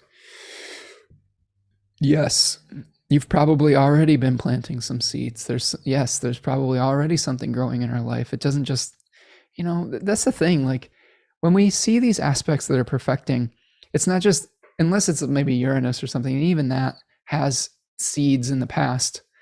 These aren't just bolts out of the blue most often. These are things that have been coming for a long time. And maybe it's just the final push that place of stillness, aka Manuela, is talking about, right? So I think that it's very important to kind of think about these in the bigger picture. And if you're already in the process of a new project, just let go of the other stuff. If you're trying to hang on and like Manu was saying, like cling to the old narrative, the old life, that's when you're creating the pain and the suffering. That's when you are the figure that's laying awake at night or the figure that's laying prostrate on the ground. You notice that we have this black sky is clearing. It's the dawn of a new day, right? So this is the dawn after the dark night of the soul. So embrace that early morning light that is associated with the 12th house, right? The rising sun and the very liminal spaces that we may find ourselves in Gemini season. Yeah. Manu was pointing that out. There's a sunny seed that wants to pop in that decan. Yes, exactly. Henry says, that is so cool. I was thinking about Mercury and Mars in terms of being decisive, but it makes sense that Gemini really encompasses all of the contradictions. Thank you for sharing. Well, thank you, Henry. I'm glad we were able to bring some clarity to that as well. Kentucky Crow says, I'll have to thank Rigel for your generosity of information sharing. Yeah. I mean, it's really like, that's what Rigel's vibe is, right? Rigel is the foot of Orion in the Uranus, the river of knowledge and the river of wisdom. And I've often said that like these live streams, my teaching style is just like, or my learning style too, is just like, I don't know if you've seen that movie UHF with Weird Al and Michael or whatever, like the guy who was Cosmo Kramer and Seinfeld, those two people. There's a TV show where, the janitor has his own show and it's like a kid's show, but it's a crazy kid's show. And they're like, have this kiddie pool full of oatmeal and kids have to go around and like find the marble. And he's like, once you find the marble, they put you on a saddle in front of a fire hose. he's like, you found the marble. You get to drink from the fire hose. And they see this kid getting put on this little saddle and getting blasted by this fire hose. It's pretty funny. And I feel like that's Rigel. It's like, oh, yay, we found the marble in the oatmeal. Now we get to drink from the fire hose of information. Oh, you've got a planet on Rigel. Sit on the fire hose. And, so much of my work is drinking from that fire hose of sources that you see all around me. And then, with all the squares to my Virgo planets, trying to parse it down into something useful and to teach it to people and share it and to pass it on. So it doesn't just become all these just little factoids. It becomes something useful. So hopefully we're able to distill that on this channel. Beth says, what part of the lawn to leave for the pollinators? A choice. Yes. Perfect. And I have seen people in my neighborhood do this too, where they've mowed parts of it, but they've left the beautiful little grape hyacinths, the little purple flowers for the bees. And I think that's a really great compromise because in my city, which is neighboring Ann Arbor, it's a small town called Ypsilanti, Michigan, where Eastern Michigan University is stationed. They didn't participate in this. It was more just like the community was talking about it, whereas Ann Arbor had an official thing about it, I think. And they were still handing out fines if your yard was too long. So I think a lot of neighbors here some of them rebelled and was like, screw you, I'm doing this anyway. The bees are more important than your fines. And the other people would mow just parts of it and leave the flowers for the bees. So I thought that was interesting. Henry says, in Aikido philosophy, they talk about Ainuke, mutual preservation of life, but that's more of a Libra ideal.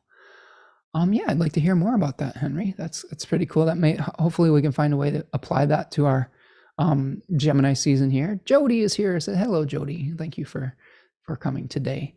Glad you could stop by, and I hope that you're healing well from your transition as well, and finding peace as well. All right. So does that give you a fairly good idea of what's going on with the Gemini 3 decan and some of the experiences we're going to share when the sun is with that? Remember, the sun is a big spotlight. It's going to bring a big spotlight, a big like sense of awareness and clarity to those types of things that we're experiencing. And then we have all these other smaller, movements within that. And all these conversations between planets, macrocosm and microcosm.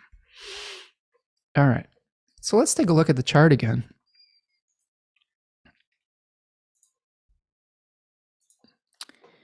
So we're starting out with June 10th. As we see, let's look at the 11th here, where you can see the sun click over to 20 degrees of Gemini. And now our first aspect on the 11th of June is a conjunction between Venus and Uranus. So this is an interesting place in the zodiac. It's the second decan of Taurus, which generally has to do with finding a consistent rhythm, with generosity. That it's related to the 6 of Pentacles, where you see a figure that is giving out alms to the poor.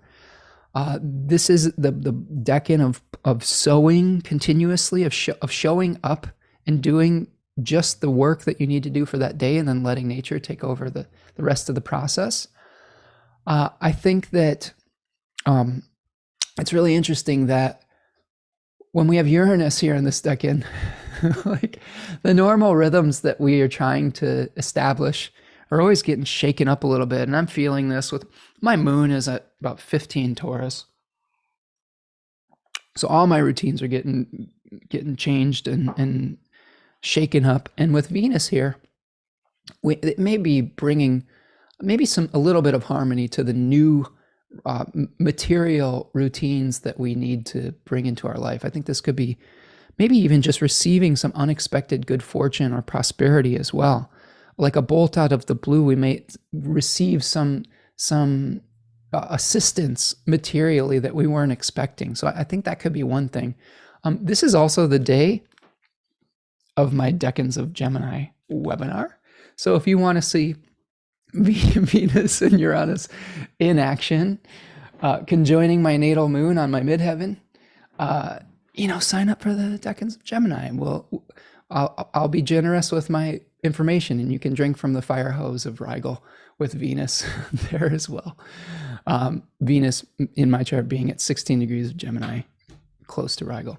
Thank you so much, Susanna, for your super sticker. I appreciate your Venus-Uranus aspect explanation donation. So thank you so much for that, and the beautiful little fox person there. Beth is saying their grandma grew up in Ypsilanti. Well, there you go.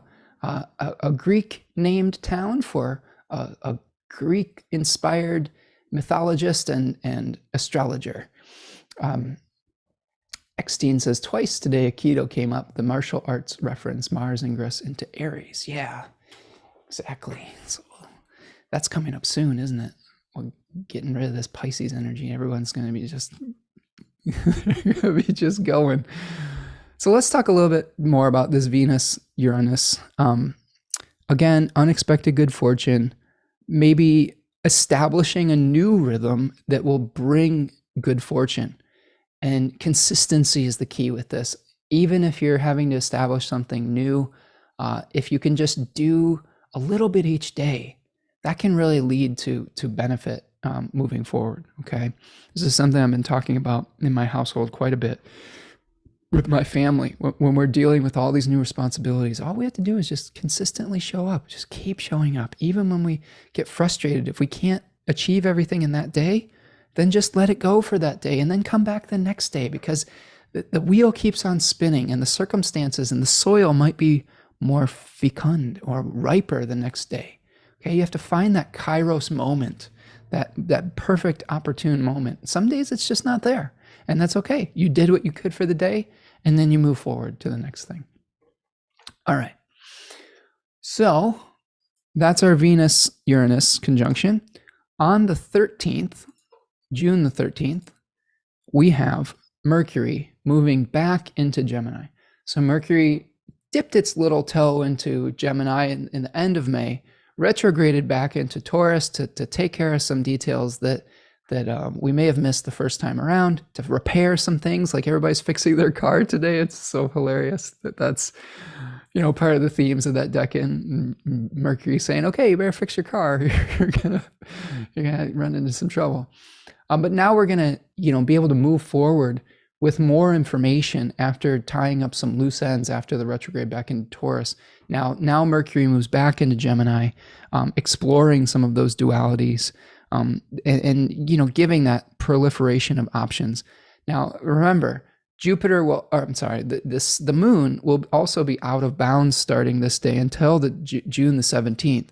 So the proliferation of options may also be promoting some emotional challenges, some emotional swings.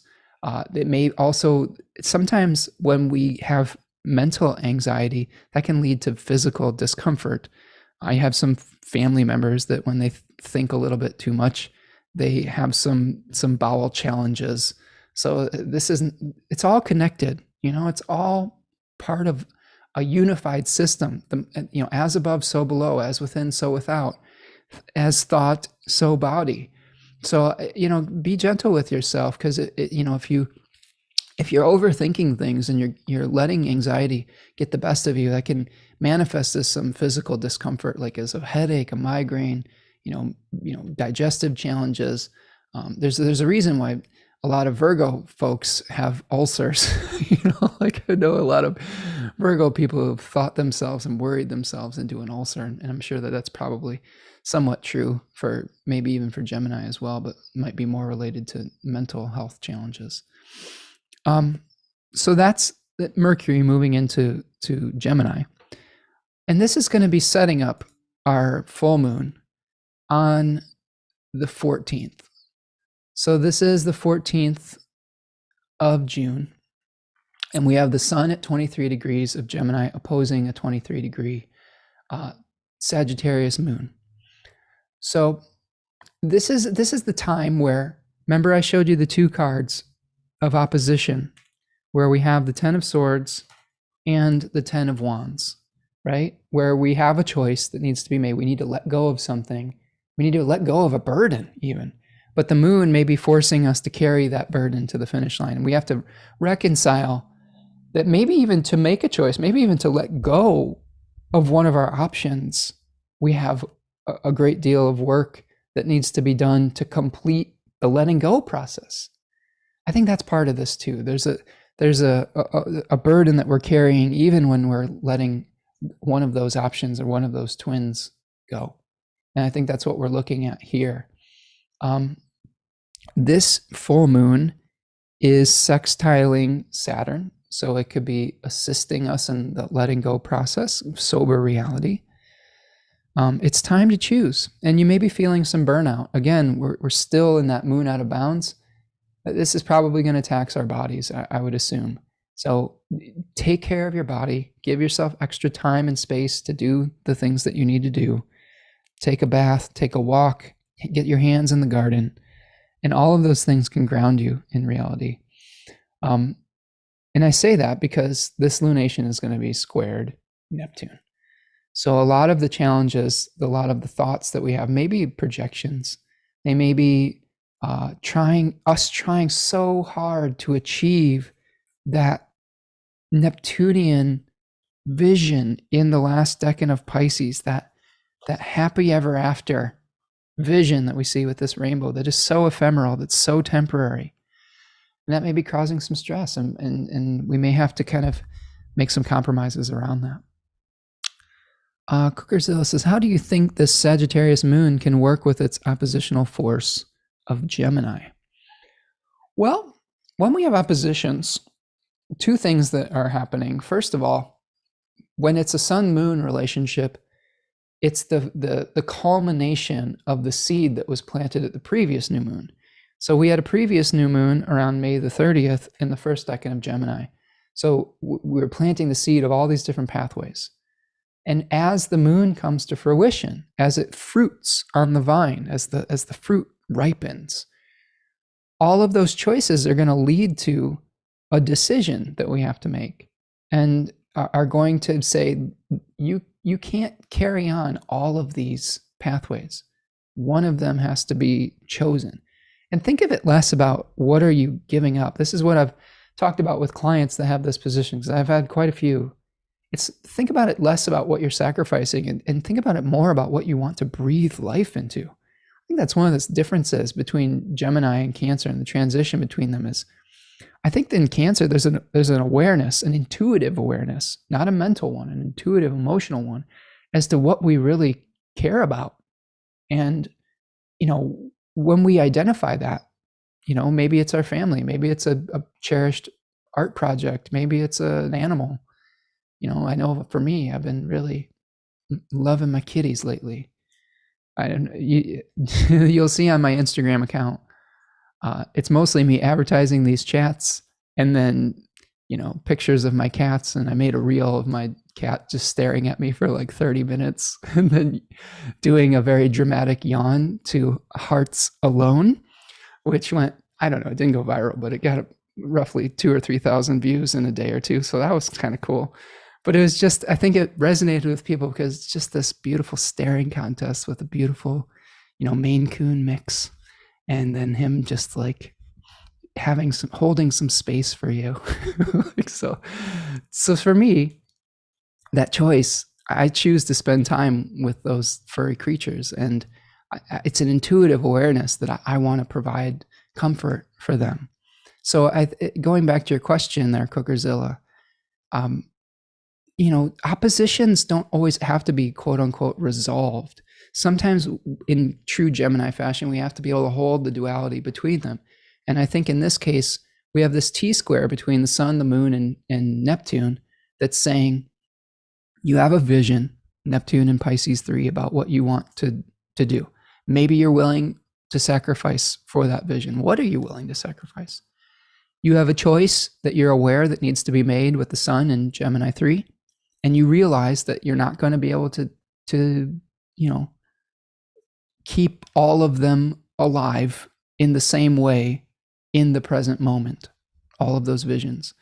And then the burden, the weight of your responsibilities of that choice is reflected in the moon in the third decan of Sagittarius. So you may have to make a superhuman effort in this new moon to carry something to completion. I witnessed this with my partner who has the sun in Sagittarius 3 is, she'll push herself to the very limits of her physical abilities, until she just collapses sometimes. And it was very useful when she was a cross-country runner in high school, which is very good, and got a college scholarship for cross-country running because she would be willing to sacrifice her body to get to the finish line when other people wouldn't. But in life, it needs to be, that energy needs to be balanced. That energy is important in some periods of time, but it's not always sustainable. And all these mutable signs, we don't want to get stuck in this energy. We want to explore, to decide, but then we move on, and we want to, push towards the finish line, but then we stabilize, right?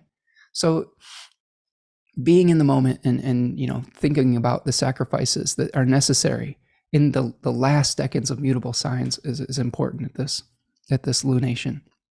And I'll have some guest on for this. I haven't scheduled that yet, but I'll have a guest on probably a few days beforehand to parse it all out again. All right. Integrating the two perspectives, Henry says, yes.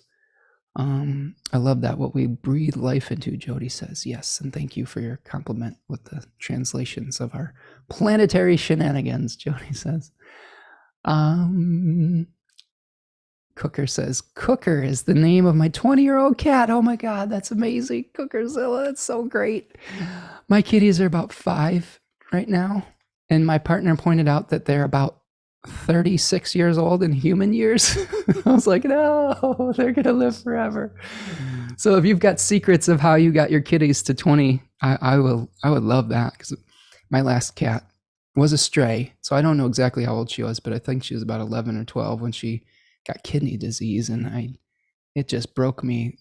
Oh man, it broke me. I had a cat named Kitty Bear that passed, that I spent a year doing like everything possible to keep her alive, like IVs and everything with fluids and all that. Oh, it was crazy.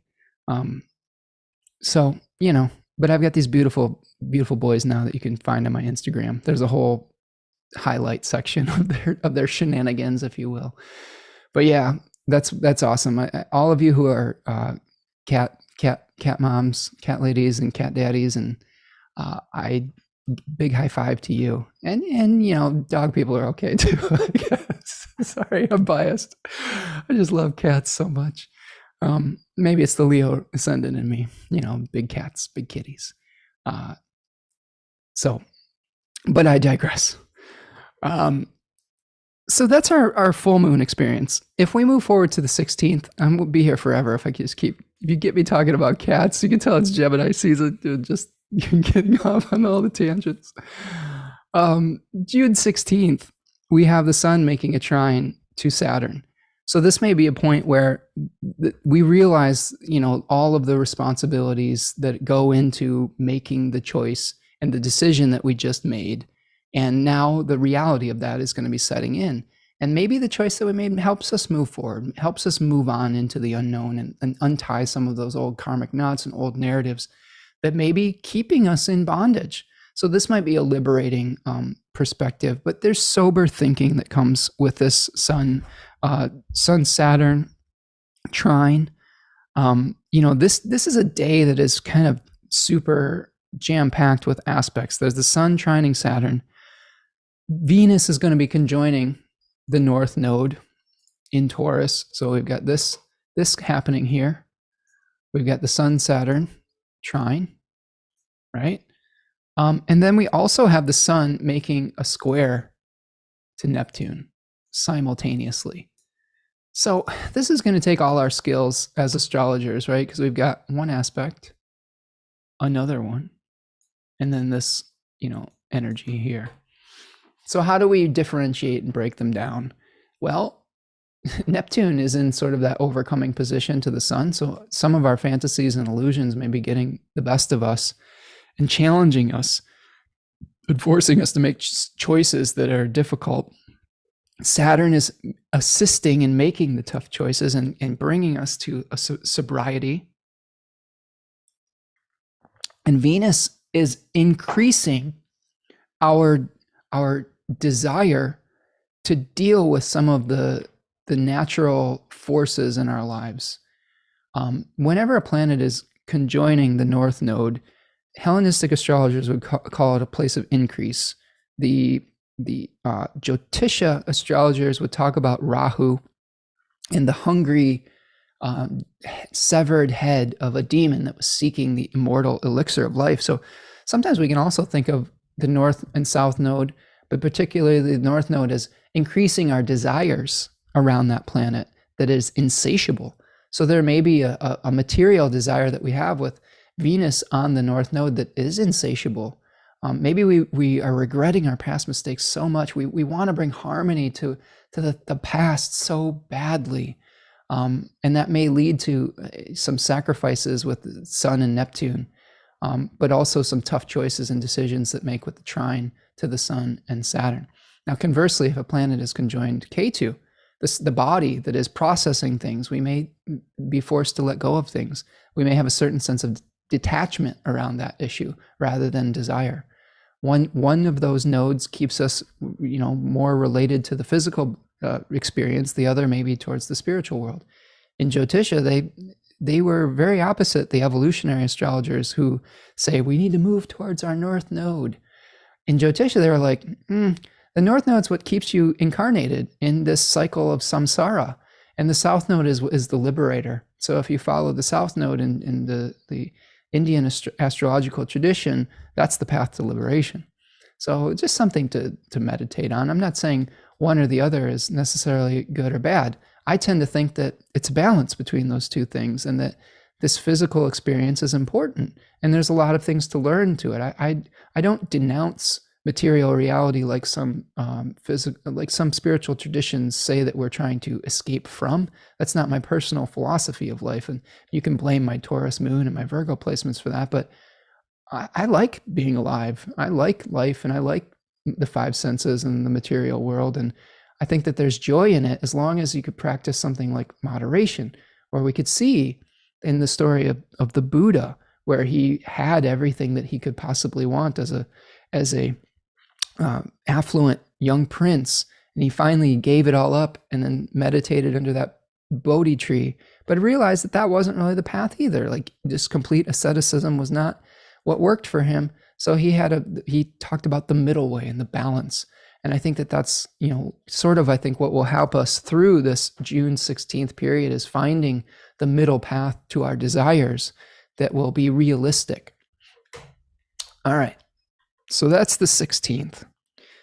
I also wrote in my notes, a desire to remedy past mistakes, increase in fear of losing resources or value, because this Venus is going to be beginning to apply to a square to Saturn.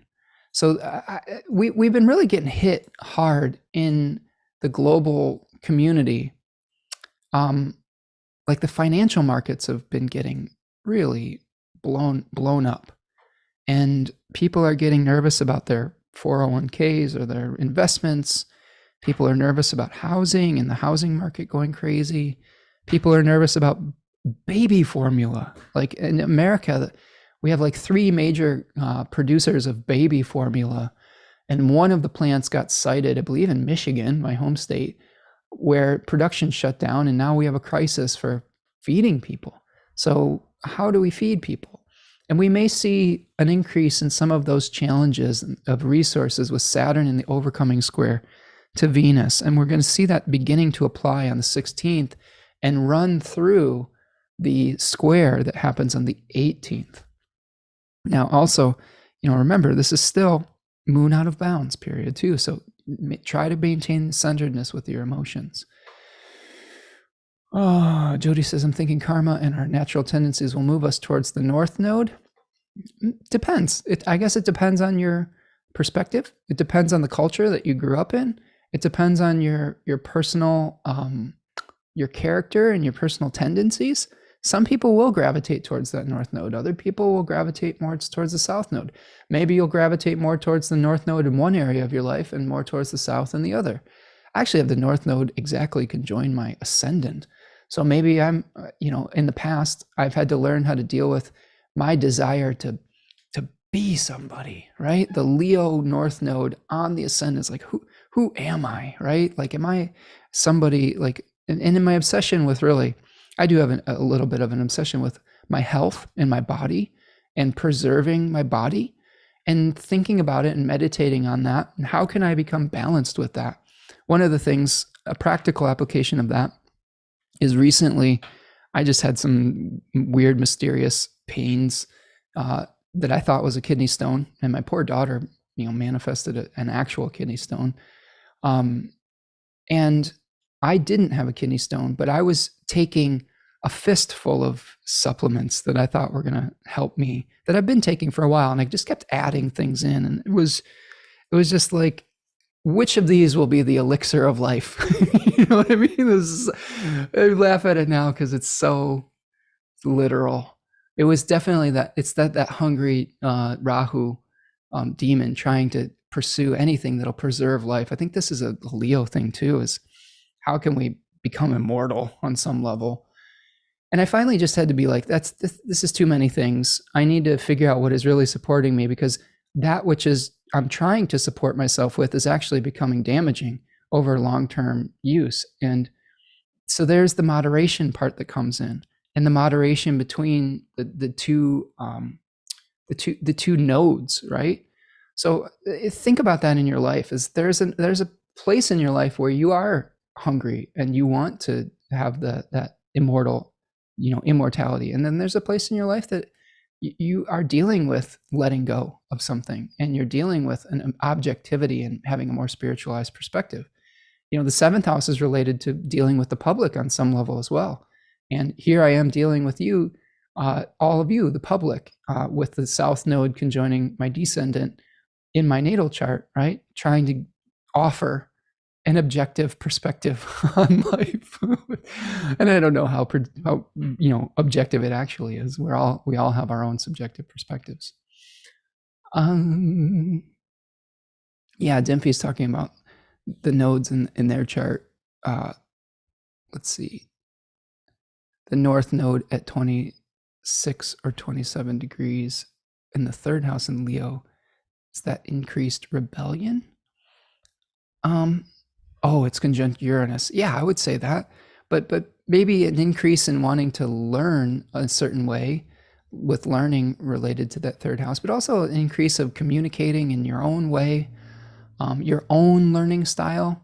I would say also third house is related to our daily habits and our routines. I bet your daily routine is your own. It's like not like anyone else's, and maybe you can confirm or deny that. But I'm sure it's unique in the way that you go about your daily travels, your daily habits and routines as well. So that's something to consider. All right, so moving on.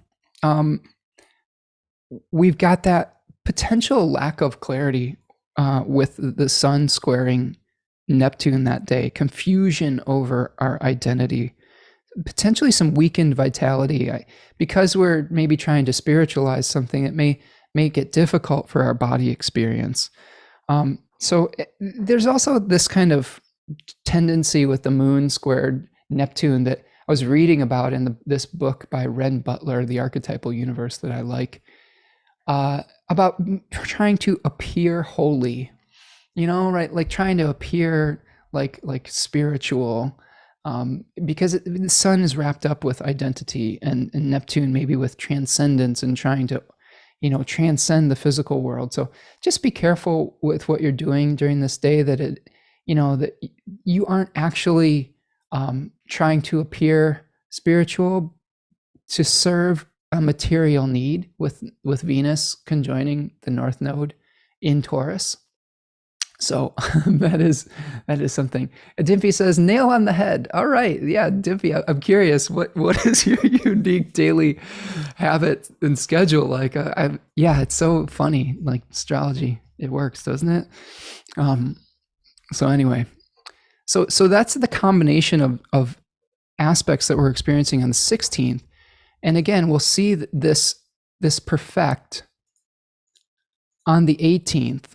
You can see here, Venus is going to be squaring Saturn. Now remember, we talked about the overcoming position, and Saturn is in the overcoming position to Venus. Now Venus is going to be conjoining the fixed star Algol, again activating that eclipse degree that we've been dealing with Mercury retrograde, with the eclipse, the sun on the eclipse there. This is something where we're probably going to feel a frustration of desires. This is a place where we could have relationship tests or challenges. Some of our natural tendencies are being blocked by some social issues and some social realities, some social narratives. I also think that Venus tended to be related to the sacred feminine. And, we've been dealing with some bodily rights issues in America, and maybe we're seeing the culmination of some blocked freedoms around that as well, which could be very, very demoralizing, I think, for a lot of people. I think that we're really dealing with some challenging times and some regressive lawmaking around that as well. Extine says, I have natal North Node conjunct Regulus. Well, I'm sure that's fun. Using True Node, it's Virgo. The end degrees of Leo feel like they have a Virgo vibe to them. I'm also biased with natal moon in malefic enclosure in Virgo. Ooh, that's probably not super fun.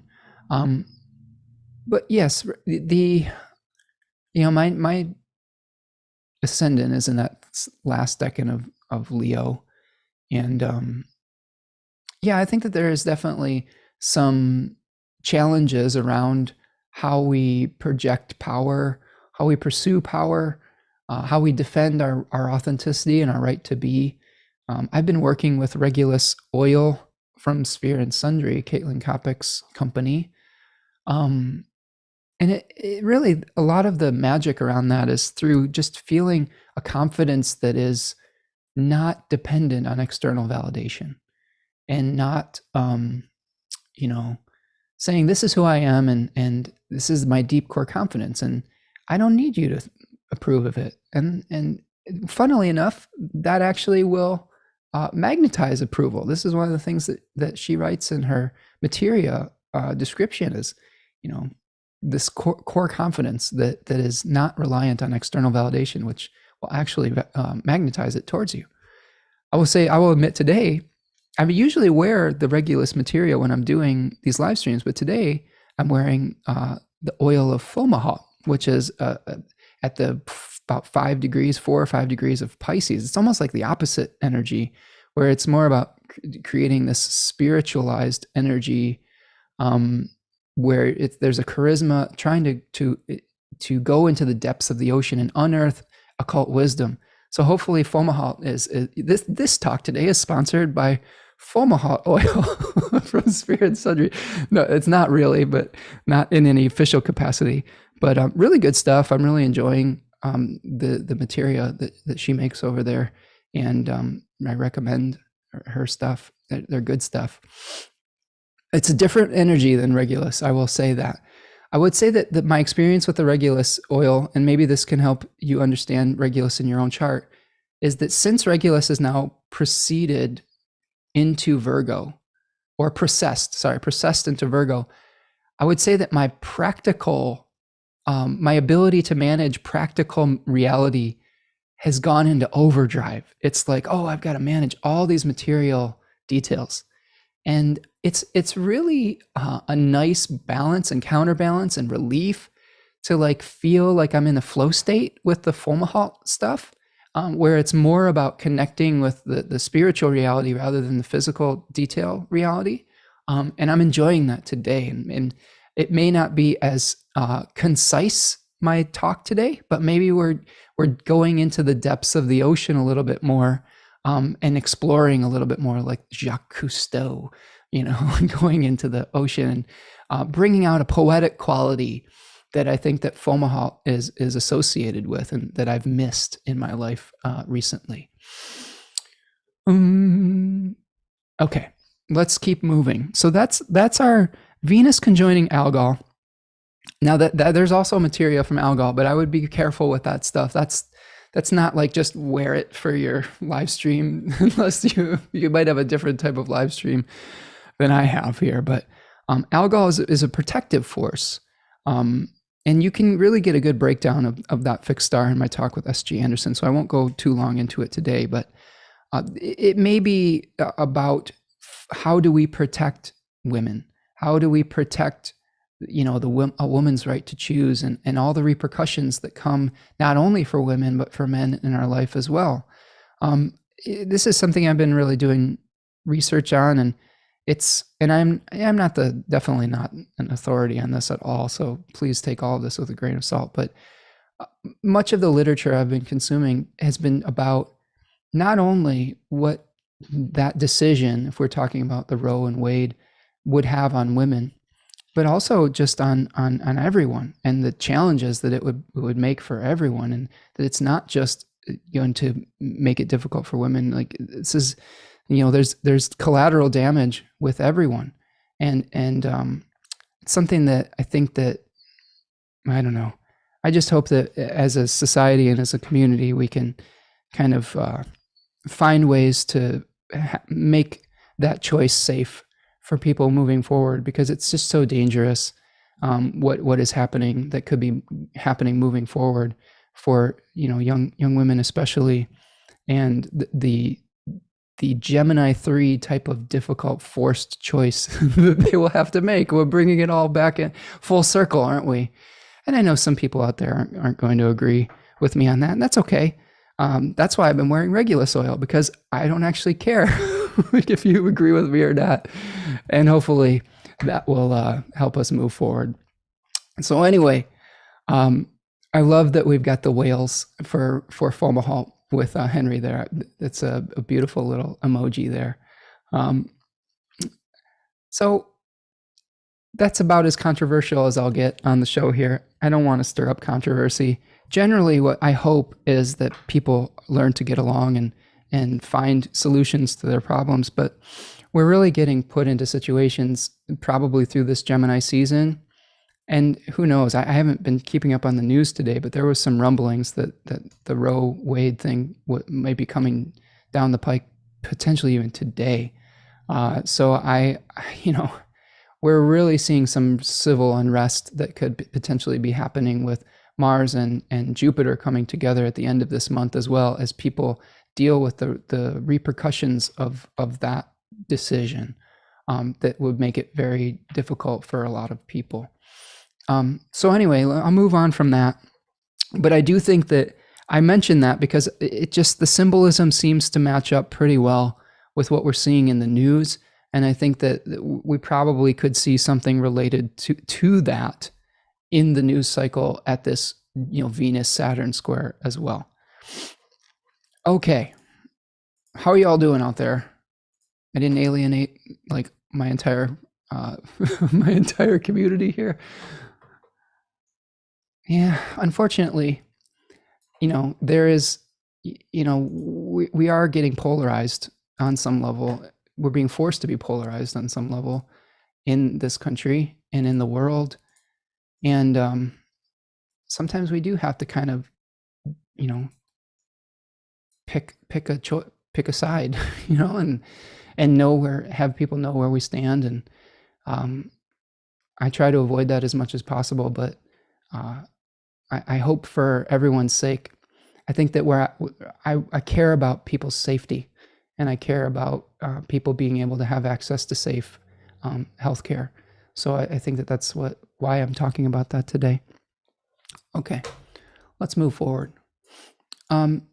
When we look at the 19th, you will see a helpful sextile between Venus and Neptune that will hopefully at least be helping to alleviate a little bit of the tension from the Saturn-Venus square.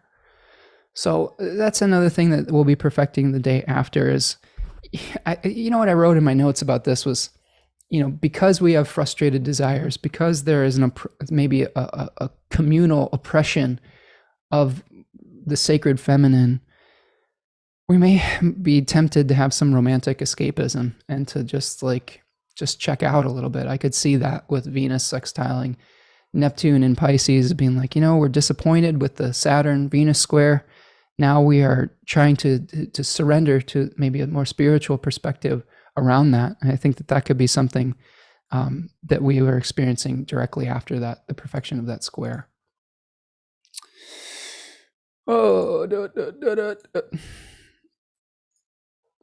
Having opinions. This is the thing. As a Leo ascendant, one of the things that I think you work through is ultimately at the end of the day, all the Leos in your life just want to be loved. And sometimes when you have like some third decan Leo stuff, you have to kind of take a stand. You have to kind of not care what people think about you, to be in alignment with your own authenticity. And that's been a hard lesson for me to learn, because I really, at the end of the day, I like to be someone who is a peacemaker. And sometimes when you become clear about where you stand about certain things, you can't help but find yourself in places of conflict, and it's really uncomfortable for me. But I do think that sometimes you do have to figure out what is righteous and what is worth, the vulnerability of authenticity. So thank you for allowing me that today. Remco, thank you so much for your donation. I really appreciate you. Thank you for your super chat. If you all want to make a material donation to the work that we're doing today, there's a little thing called a super chat or a super sticker. It's a little $sign in the chat box, and that is a way to show your support today for the work that we're doing together. Also, if you're consuming this content after the fact, there's something called a super thanks, which is a little heart surrounding a $sign on the description of the video, and that is another way to show your support. And I really appreciate it. Thank you so much. Okay, let's move on. 2 more aspects in Gemini 3. We're seeing June 20th, Mercury is going to make a sextile to Jupiter from Gemini 1 to Aries 1. So again, Jupiter is bringing us the impetus to expand our desire to have independence, and independence of action, independence for our own consciousness, our own desires.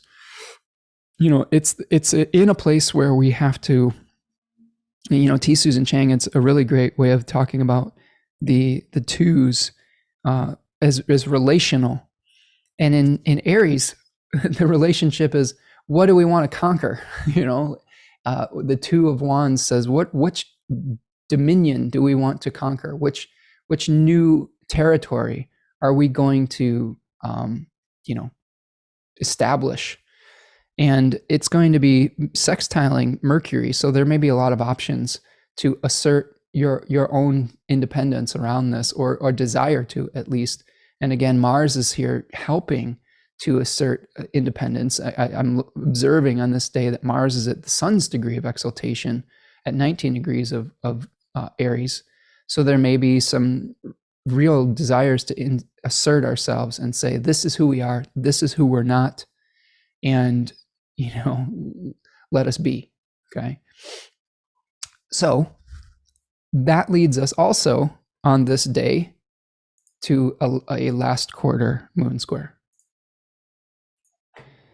So here is the last quarter moon. I'm going to make it exact on here. This is happening at 29 degrees of both, sorry, we're in the 2-hour mark, and this is when Spencer gets hungry. So we'll try to go a little quicker here. This is the sun squared the moon in Pisces. The moon is at 29 Pisces, and the sun is at 29 Gemini. So that choice that we had to make, we'll have an awareness of the sacrifices required for that choice. We may be tempted to go to emotional extremes at this last quarter moon too, specifically because that last decan of Pisces is ruled by a daimon called Elpis, which roughly translates to hope. But that decan, they speak a lot about morose, doom, versus Elpis, which is hope, and the emotional extremes that are necessary to bring our very idealistic vision into reality.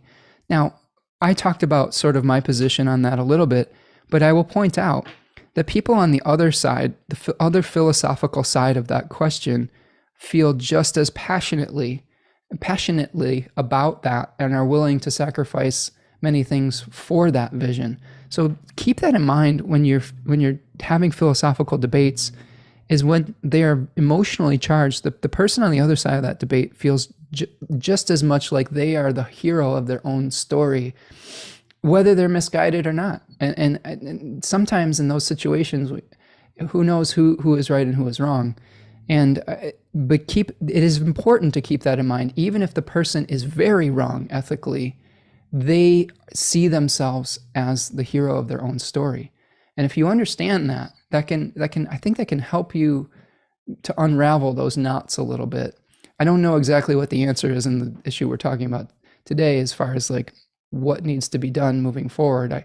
I'm just an astrologer on YouTube, so I'm not going to solve all of the ills of society in one live stream. But at least we can recognize that the astrology is supporting some of those discussions. So this may be a time where you're having to let go of maybe some of your idealism to make that choice and to infuse something into a body to be nurtured moving forward. So this is definitely a mind versus heart type of last quarter moon square. So keep that in mind as we move into Cancer season. Okay, let's talk about Cancer. I'm going to stop my share here. Everybody doing okay? I'm going to check in the chat box here. Is there any questions before I move into the last decan? We are at the 2 hour and 20 minutes section here, and no one can accuse me of not being thorough.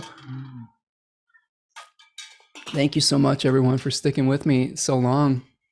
You all are such a dedicated community, and I'm really grateful for all of you. And I hope that we're helping you find some peace today. So let's talk Cancer. We're looking at the first decan of Cancer, which coincides with the summer solstice. And the summer solstice this year happens on June the 21st. And this is the point in the sky where the sun gets to its highest point. It's the longest day of the year in the northern hemisphere. And it is a time when we switch direction. This is something that also is not only related to the transition from Gemini to Cancer, but we can think about Cancer as being this crab that moves sideways, that moves backwards. We could see that with the sun, with getting to the peak declination and then being like, oops, I'm going to start changing direction and I'm going to start rising slightly less high in the sky at noon. So this is our point of peak vitality and fertility. Things are pregnant and growing. We're thinking about what we want to nurture.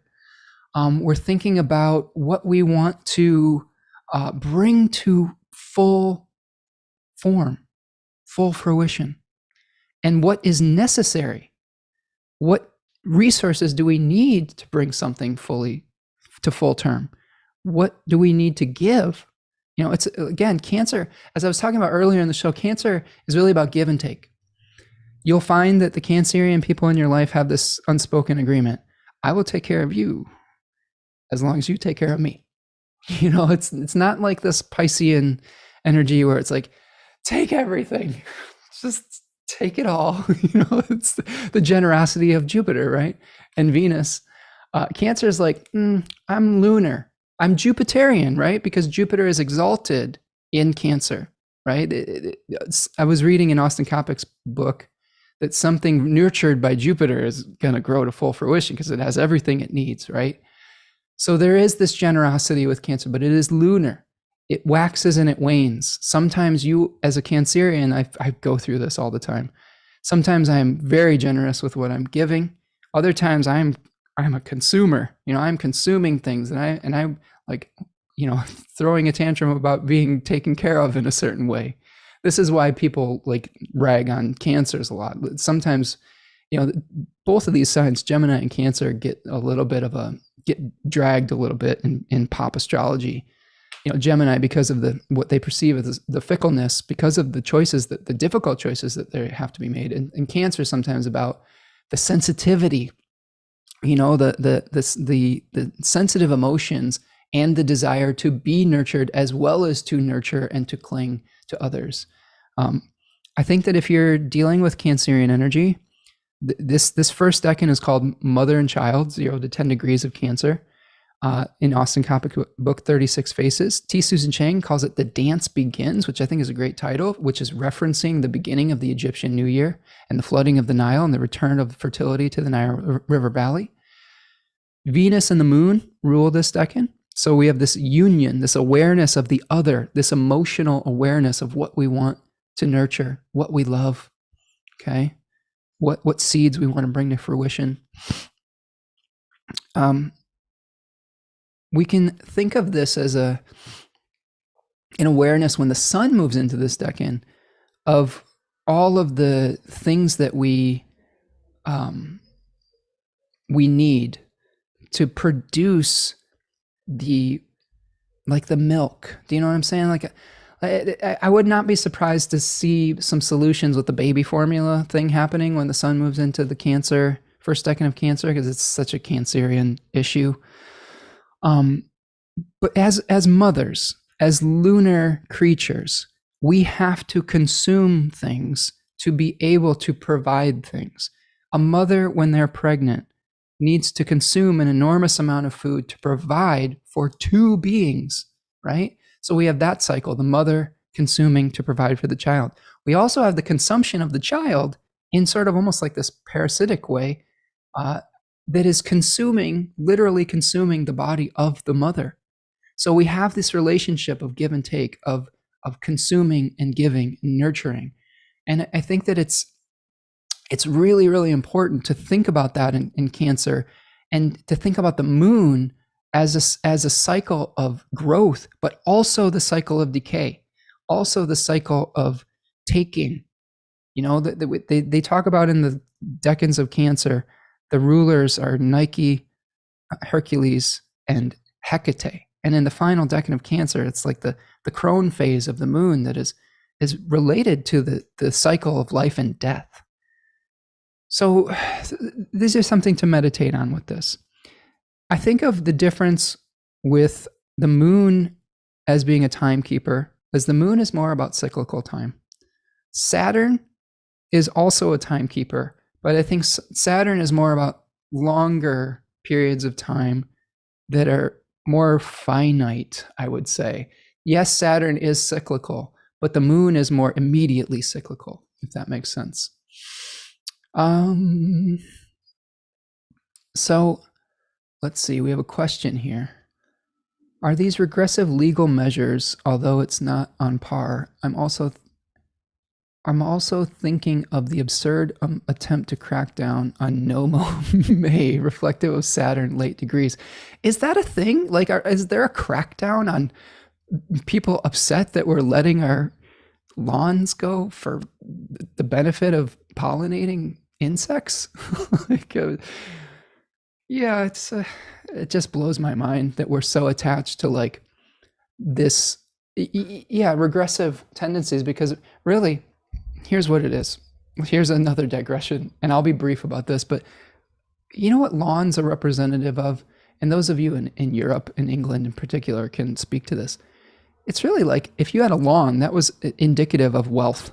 You know, that was saying, hey, I'm of a certain class because I have this land that is really used for nothing.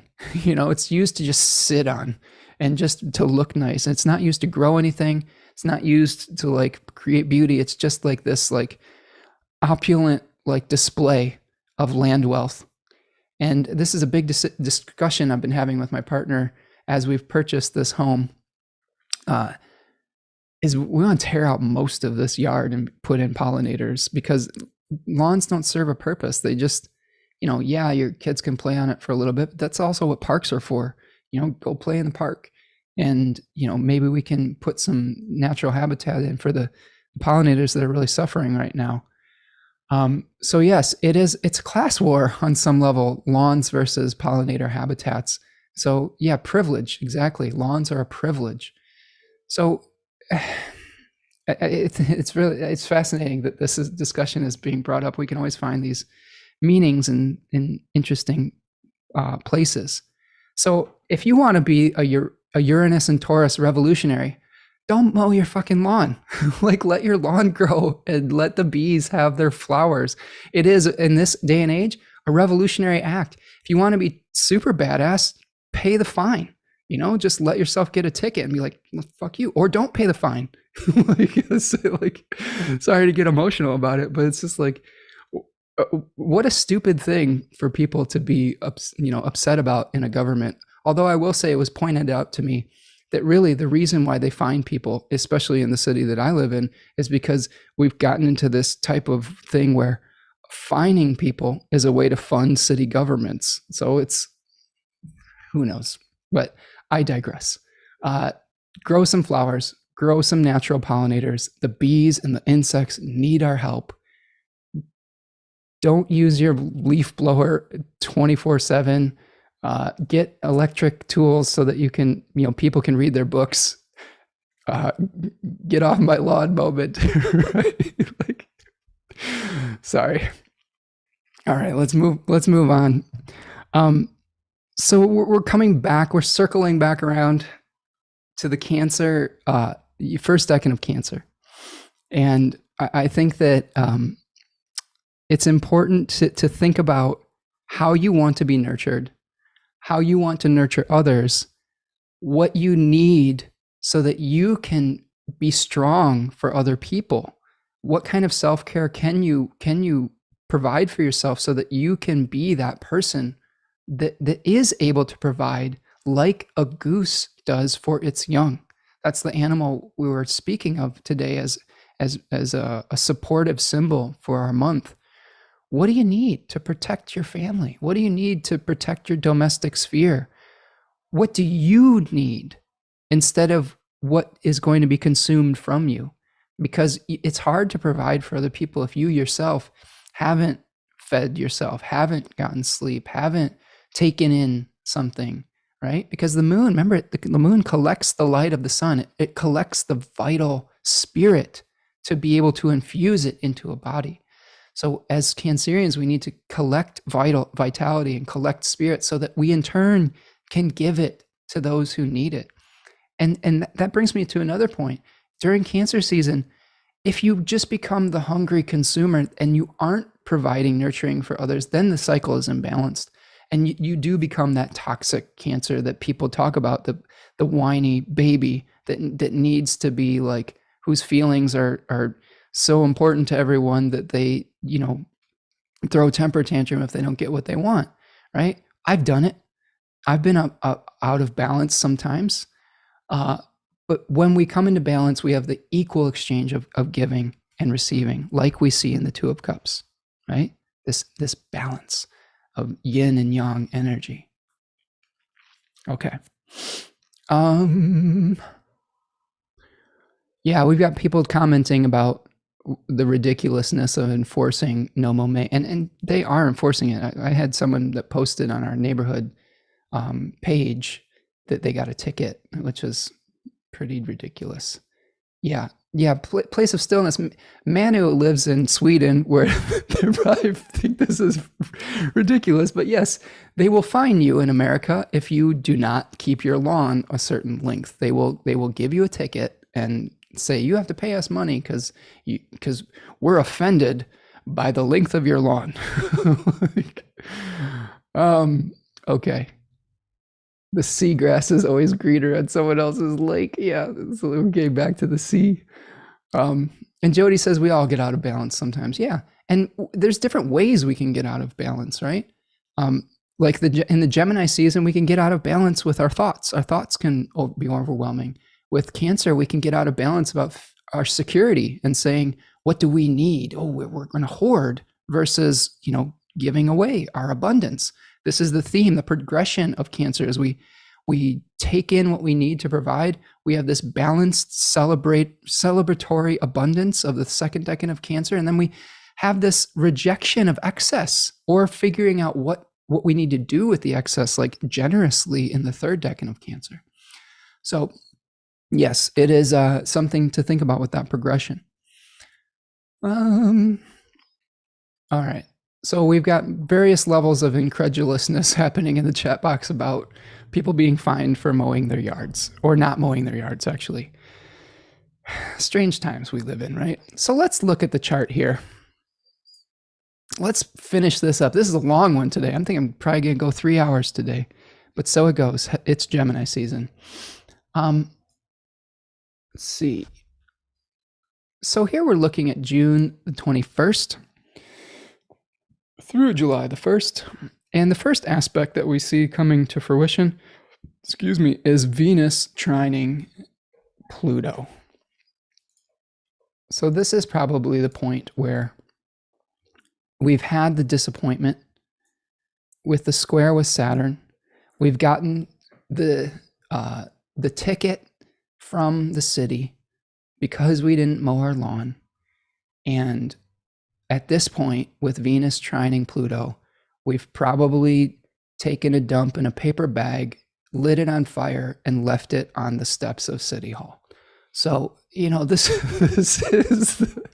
is the moment of rebellion, where we are trying to maybe make a change potentially to, or if we're not going to be babies about it, we are filing a petition with the city that says, that's outlining all of our reasonings why pollinators are important to our communities and why we should change these worthless laws around it. So we are taking and trying to redeem something and trying to unearth the plutonic challenges, the repressed emotions.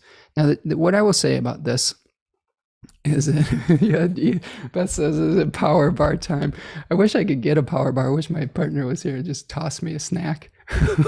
Because this is what you get in the third hour of Spencer's Hungry at Lunchtime, is flaming sacks of poo on City Hall. No bees, no beads. Oh man, sorry. A little punchy today. So Venus in the third decan of Taurus is going to say, hey, we've got to remedy those past emotions. And what we need to work on is we need to make sure that we are not getting too manipulative, too, I guess, dark-sided about how we are dealing with creating harmony. Because when Venus makes an aspect with Pluto, there can be some manipulative tendencies in relationships where we're trying to get to the core of things, but we may do it in a way that is a little bit nefarious. And thank you so much, Jody, for the super chat. You are amazing as well, my friend. Thank you for the words of encouragement. Rachel's asking if I don't have a snack drawer. I do have a snack drawer, but it's over. It's just filled with chocolate. Oh, hold on a second. Talk amongst yourselves for like 5 seconds.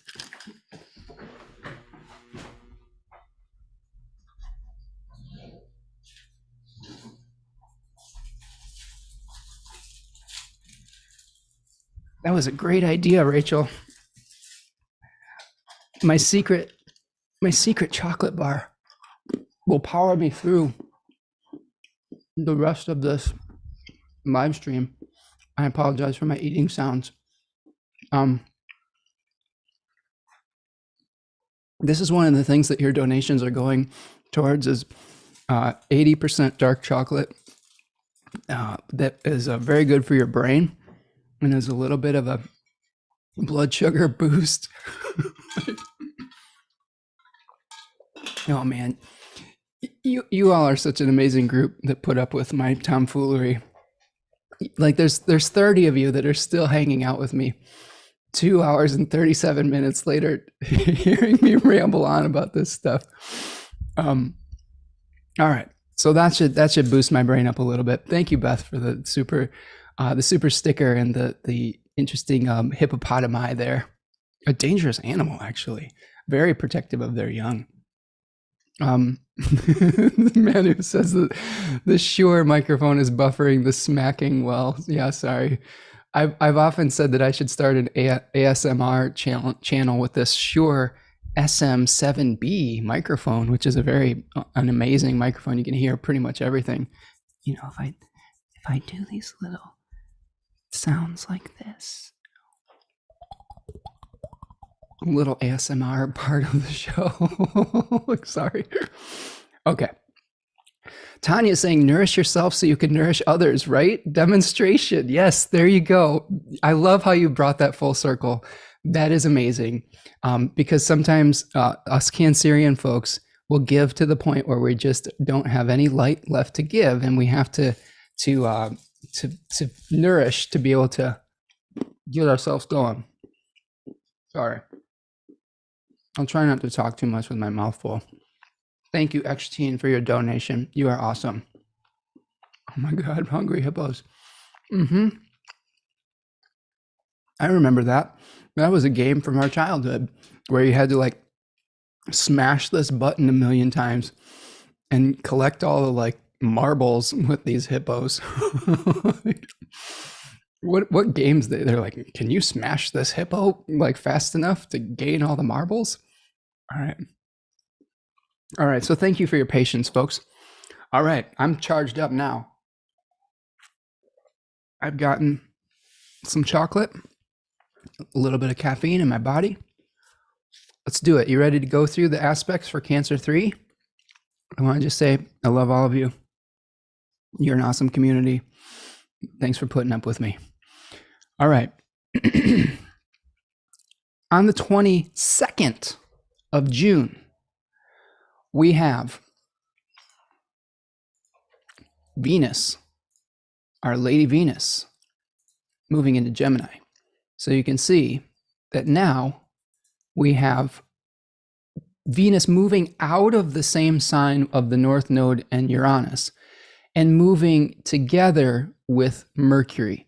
So now Venus will be together with the host, Mercury. And this is probably going to lead to a desire to diversify our interests, right? This is something where we could expand our horizons and our taste. We're going to say, what do we really want? We've seen the challenges of just pursuing material desire, potentially with the Venus-Saturn square and the conjoining the North Node. And now we may be attracted more towards like more ideal things. Maybe this is a great time to read a few books. Hopefully we'll have book club fired up by then, and we'll have an ability to meet up as a group and discuss things. Words could get sweeter around this period of time. This could be sort of a thing that could help us to communicate in a way that is, conciliatory rather than divisive. So there should be some interesting things around Venus moving into the first decan of Gemini. But definitely your sense of woo might increase through your voice, through your intellect, through your ability to be rational and to share information with others. Okay.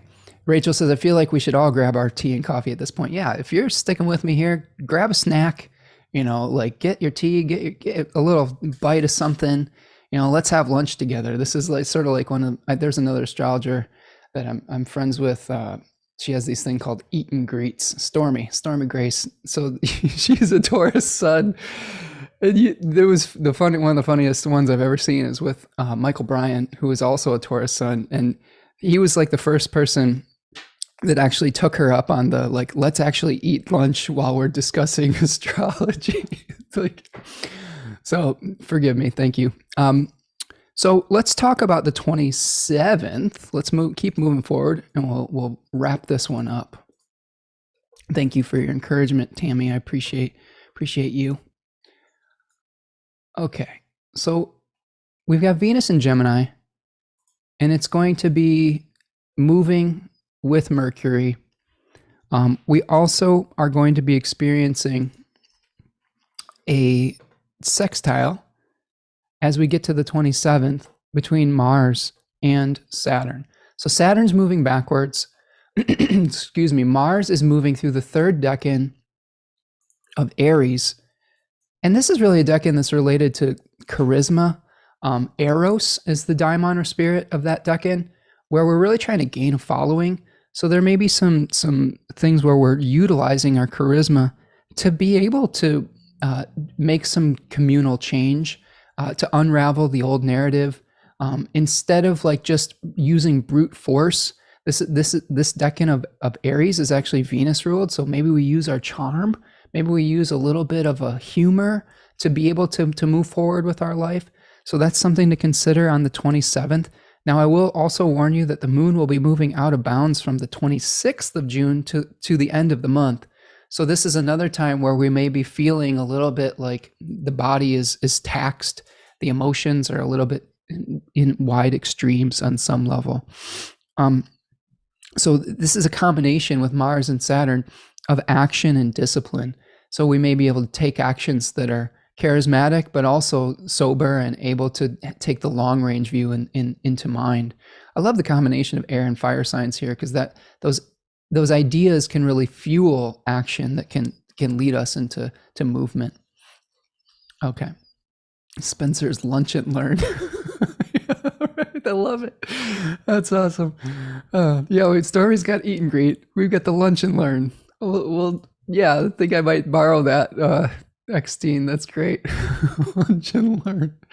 Because it is like we're having it's like a European lunch though. It's not an American lunch where you get in and you eat for half an hour and they kick you out.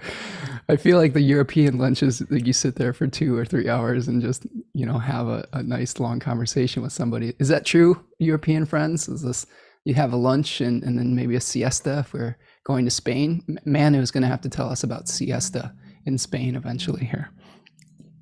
All right, let's move forward to the 28th.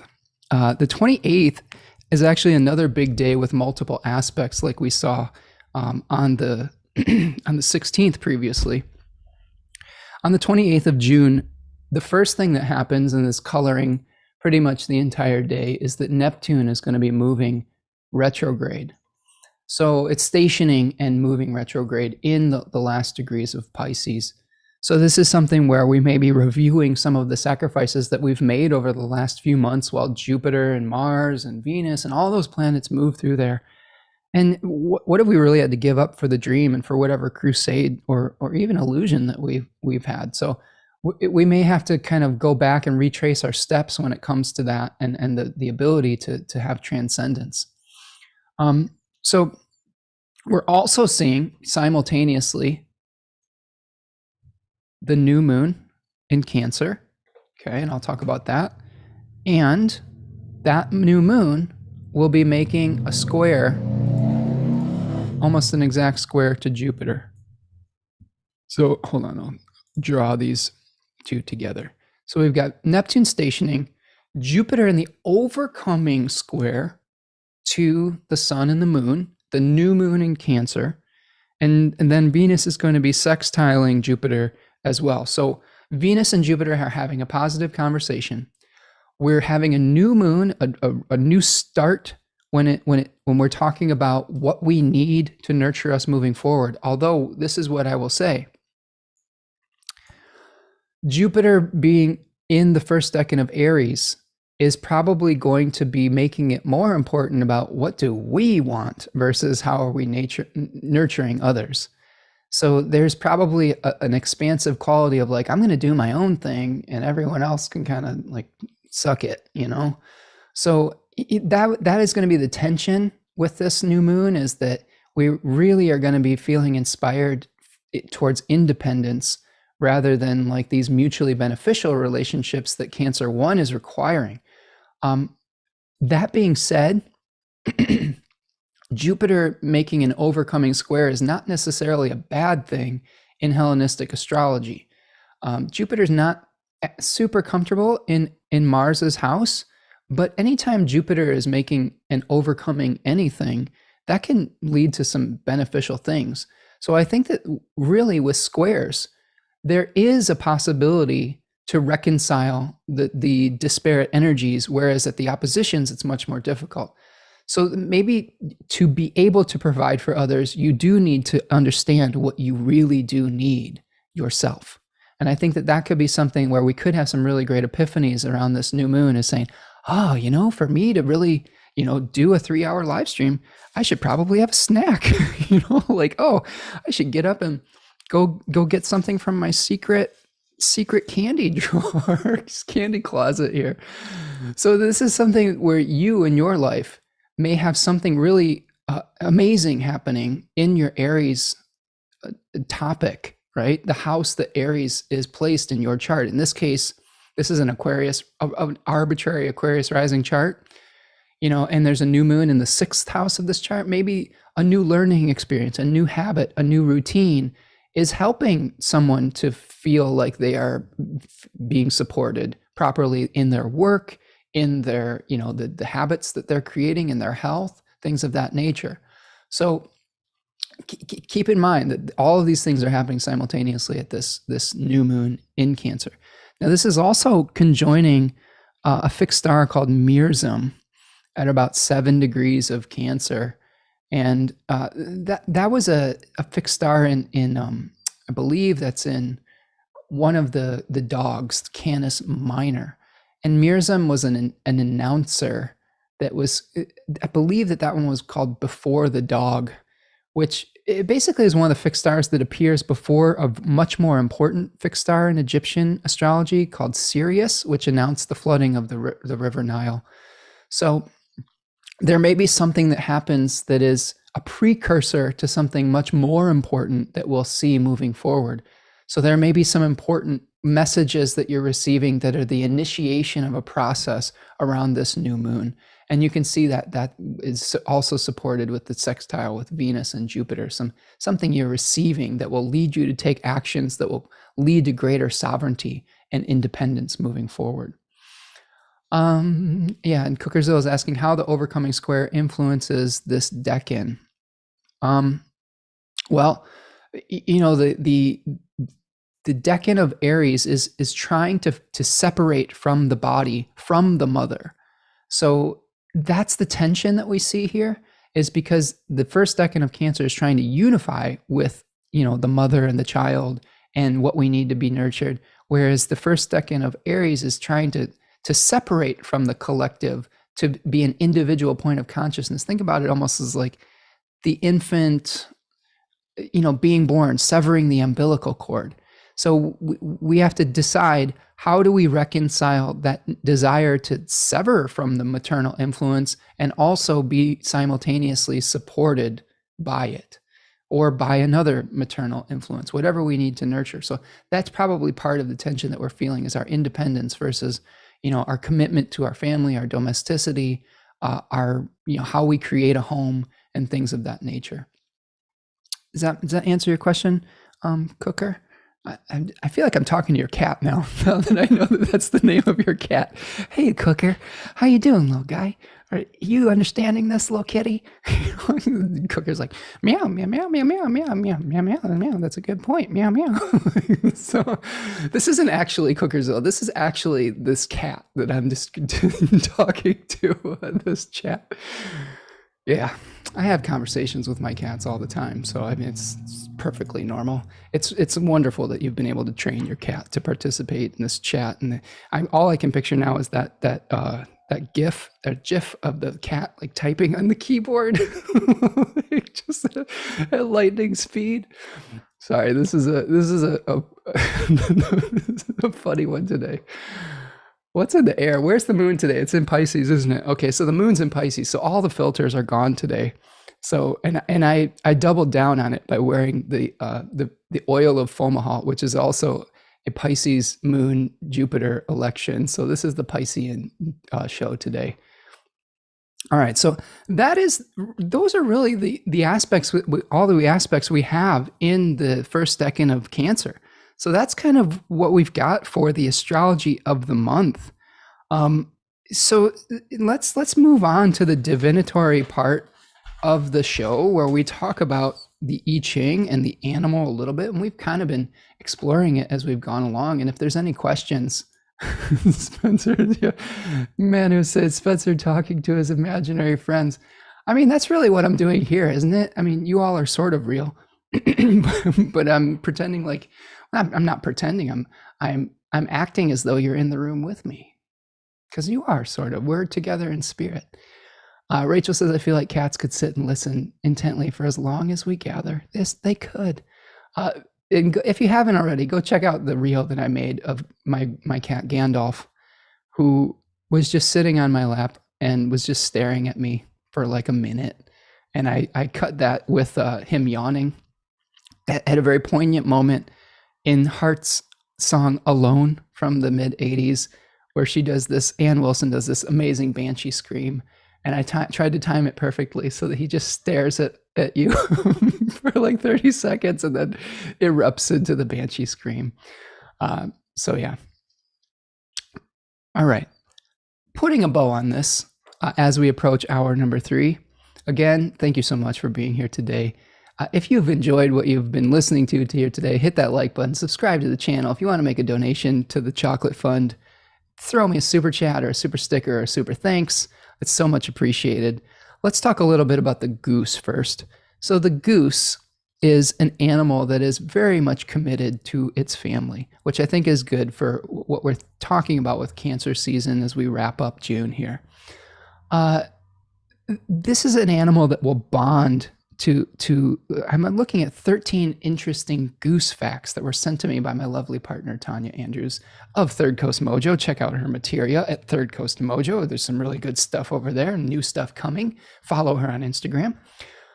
And the first one says goslings will bond to anything. They say that whatever a gosling sees when they first hatch, they will bond to. This includes anything that moves, whether it is alive or not. They may also include people if you happen to be around. So we have to consider, what are you bonding to in this cycle? You've eliminated things at this past lunar eclipse. Now, what are you going to commit to? You've explored all the choices, you've explored all the possibilities. Now, what are we going to bond to and nurture and commit to? Geese are very social animals. They live in these flocks, so taking care of people is very important. They're very loyal to their families. If you've ever gone out on a walk around a lake, and we have plenty of them in Michigan, geese are very messy. They will poop everywhere. So that's one thing. You have to watch out for their landmines. But also, if you get too near any of them or their babies, I mean, they will mess you up. They will get very upset. A lot of them will chase you or bite you, but they're very protective of their young. So that's important to think about as we move forward into June. Both parents participate in raising the young. So if you have a family dynamic where the responsibilities have been a little imbalanced, it might be time to bring some more balance to your situation and diversify the responsibilities and maybe bring that back into balance. Nesting is another signification that I think we can see. They also mate for life. So I think that even if one of the geese dies, the partner that remains will stay sort of a widow or a widower for the rest of their goose life. So it's very important, or commitments are really important around this period of time. They also talk about in some of the literature staying true to your own life purpose, like surrounding yourself with loved ones, but also staying true to yourself, which I think that we talked about with the Jupiter square of the new moon in Cancer, because I think that our tendency with Cancerians, if you get a little bit out of balance, you can give too much and you're not taking your own needs into consideration. And I think that as we demonstrated with needing a little snack to power through the end here, you've got to take your own needs into consideration if you want to be able to provide a nurturing environment and not digress into loopy silliness, right? So take time for your own life, and also try not to meddle too much in other people's lives as well. This is another thing that I'm guilty of, is wanting to protect people to the point of like getting way overly involved in people's lives. And that can be challenging as well. And I'm learning the lessons of this, having a daughter that's transitioning from high school to college. And take care of your Cancer people whose adult children are starting to become more independent, because it's not an easy transition for us who are trying to protect what will always be a little vulnerable thing on some level in our minds, right? Okay, looking at the chat here, Remco says, you might have benefited from the Sphere of Sundry quick tongue oil. I probably needed that today. What is it? Yeah, probably. I needed that today. I'm very Pisces with that stuff today. I like it though. It feels good. It may be a little bit of a not as concise in some of the Virgo people. I may be offending some of the Virgo people in my community today because I didn't get straight to the point. But there will be other days. Let's see.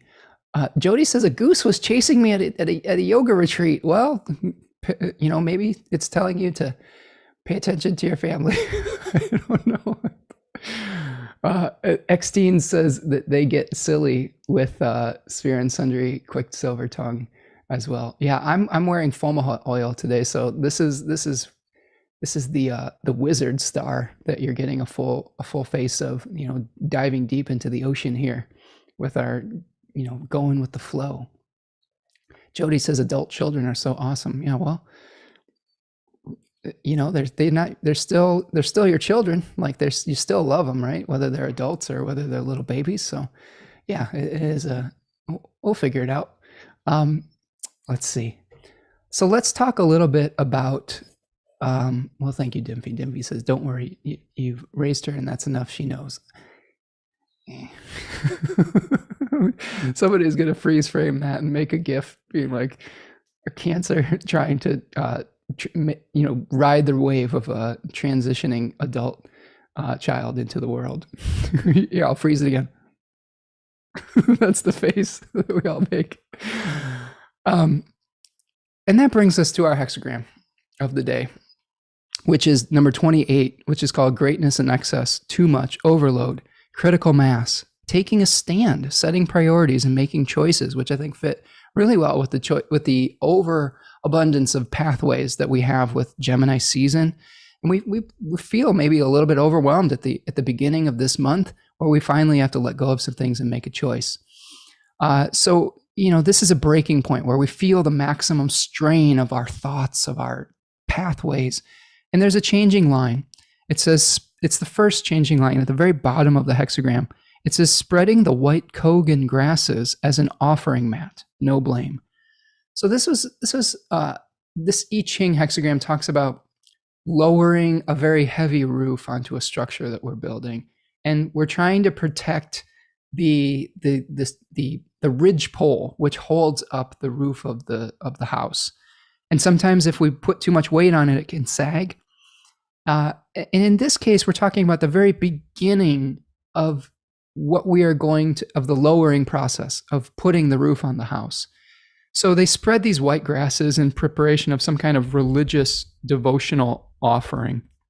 So this changing line speaks to preparing very well for the large project that you may be working on, for the transition. We've gone through a shedding of our skin at the eclipse. Now we have a new reality that we're trying to make sense of.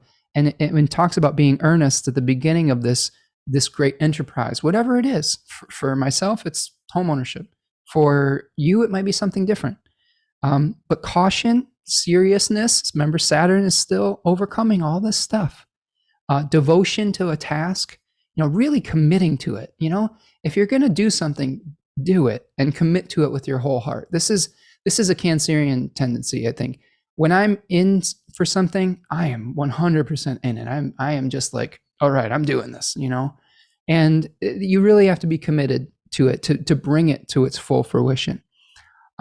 So getting in the right mindset for growth. If you're not fully committed to being a parent, you're going to be a bad parent. If you're not fully committed to your project, you're going to be a bad steward of that project. So having the commitment of the goose can really help you with this moving forward. So plan carefully, be meticulous with your plans without getting too overwhelmed with the details, right? Pay attention to the details. It talks about this is a very involved task or project that needs a lot of planning and prep. Now, that changing line is changing to the hexagram number 43, which is called resolution, resoluteness, determination, decisiveness, speaking forthrightly, eliminating hesitation, and making up your mind. So once you have, made your choice, Gemini 3 transitioning to Cancer, that's when you have to say, all right, I'm in. Let's do it. Let's not hesitate. Let's not hem and haw. Let's not change our mind. If you've let go of the other choices, the things that you determined were your priorities, commit to it 100%. Be there. Show up every day. Nurture it. You can't nurture something by overwatering it and then neglecting it. You have to just show up, water it the amount it needs to be watered, then let nature do a little bit of things, back off, water it again, back off. This is how you deal with a teenager. I'm finding as you nurture it and then you give it space and then you have to nurture it a little more and then you give it some more space. And some days when you want to nurture it, it needs space. And sometimes when you need space, it wants nurturing. That's dealing with an adolescent or even, an adult child at some point, because they're going through their own journey of trying to establish their own sovereignty. And, roles are changing and it's confusing. There's all sorts of changes going on for everybody in those situations. So think about this period of time as you've got a child that needs nurturing, and sometimes they they need you, and other times they need space. And you have to be able to use your intuition to tune in to what is appropriate in that moment. And it'll be confusing because one moment you'll need to be very involved, and another moment you'll have to go eat some you have to go eat some secret closet chocolate and just feel your feelings. All right, so making a breakthrough, eradicating any previous doubt, and that's going to lead to success as we move forward. Okay, so that is our show for today. We're hitting the 3-hour mark. Thank you so much for hanging out with me today. I really appreciate all of you. Thank you for hanging out and dealing with my silliness. If you've made it this far, you are a true fan. Thank you for all the super chats and the super stickers today. Please sign up for the Decans of Gemini webinar, and we can talk at length and have a good talk. I will work on the book club thing, so it's in process. Please join me on Friday, I believe at 2 p.m. Eastern time. I will have Stephanie Warner here to talk about the new moon in Gemini. You will see that soon. I will start promoting that today or tomorrow. So sign up for the email list if you want to know when that's going to be and when future live streams are going to be. You can find that in the description of this video. And I'm looking at the chat just to see all of you. Some great comments here. Thank you so much. Let's see. Manu says, I love that. We'll start traveling in Gemini 3 and be on the road in Cancer 1 when the old is no longer there to cling to. So there's this space to tend to the seedlings. All right. Well, good luck on your journey, Manu. Dimphy is saying the nurturing will be lifelong and goes both ways, for which I am grateful. Absolutely. Yes, parenting is a lifelong endeavor. And I hope to we all can have great relationships with our children as they grow into adulthood and share on their successes and also be vulnerable if we need their help too, because they teach us all the time, right? Thank you so much for your comments, everyone, today. Please, if you are enjoying these videos in this channel, hit the like button. Make sure you're subscribed. Leave me a comment if you're listening after the fact. These chats are so much fun for me. I really love showing up and spending time with all of you. And make sure if you have a kitty or a puppy that you give them the love that they deserve today too, and give them a little scritch for me. And I'll see you the next time, okay? Have a good one, everyone. Take care. Peace.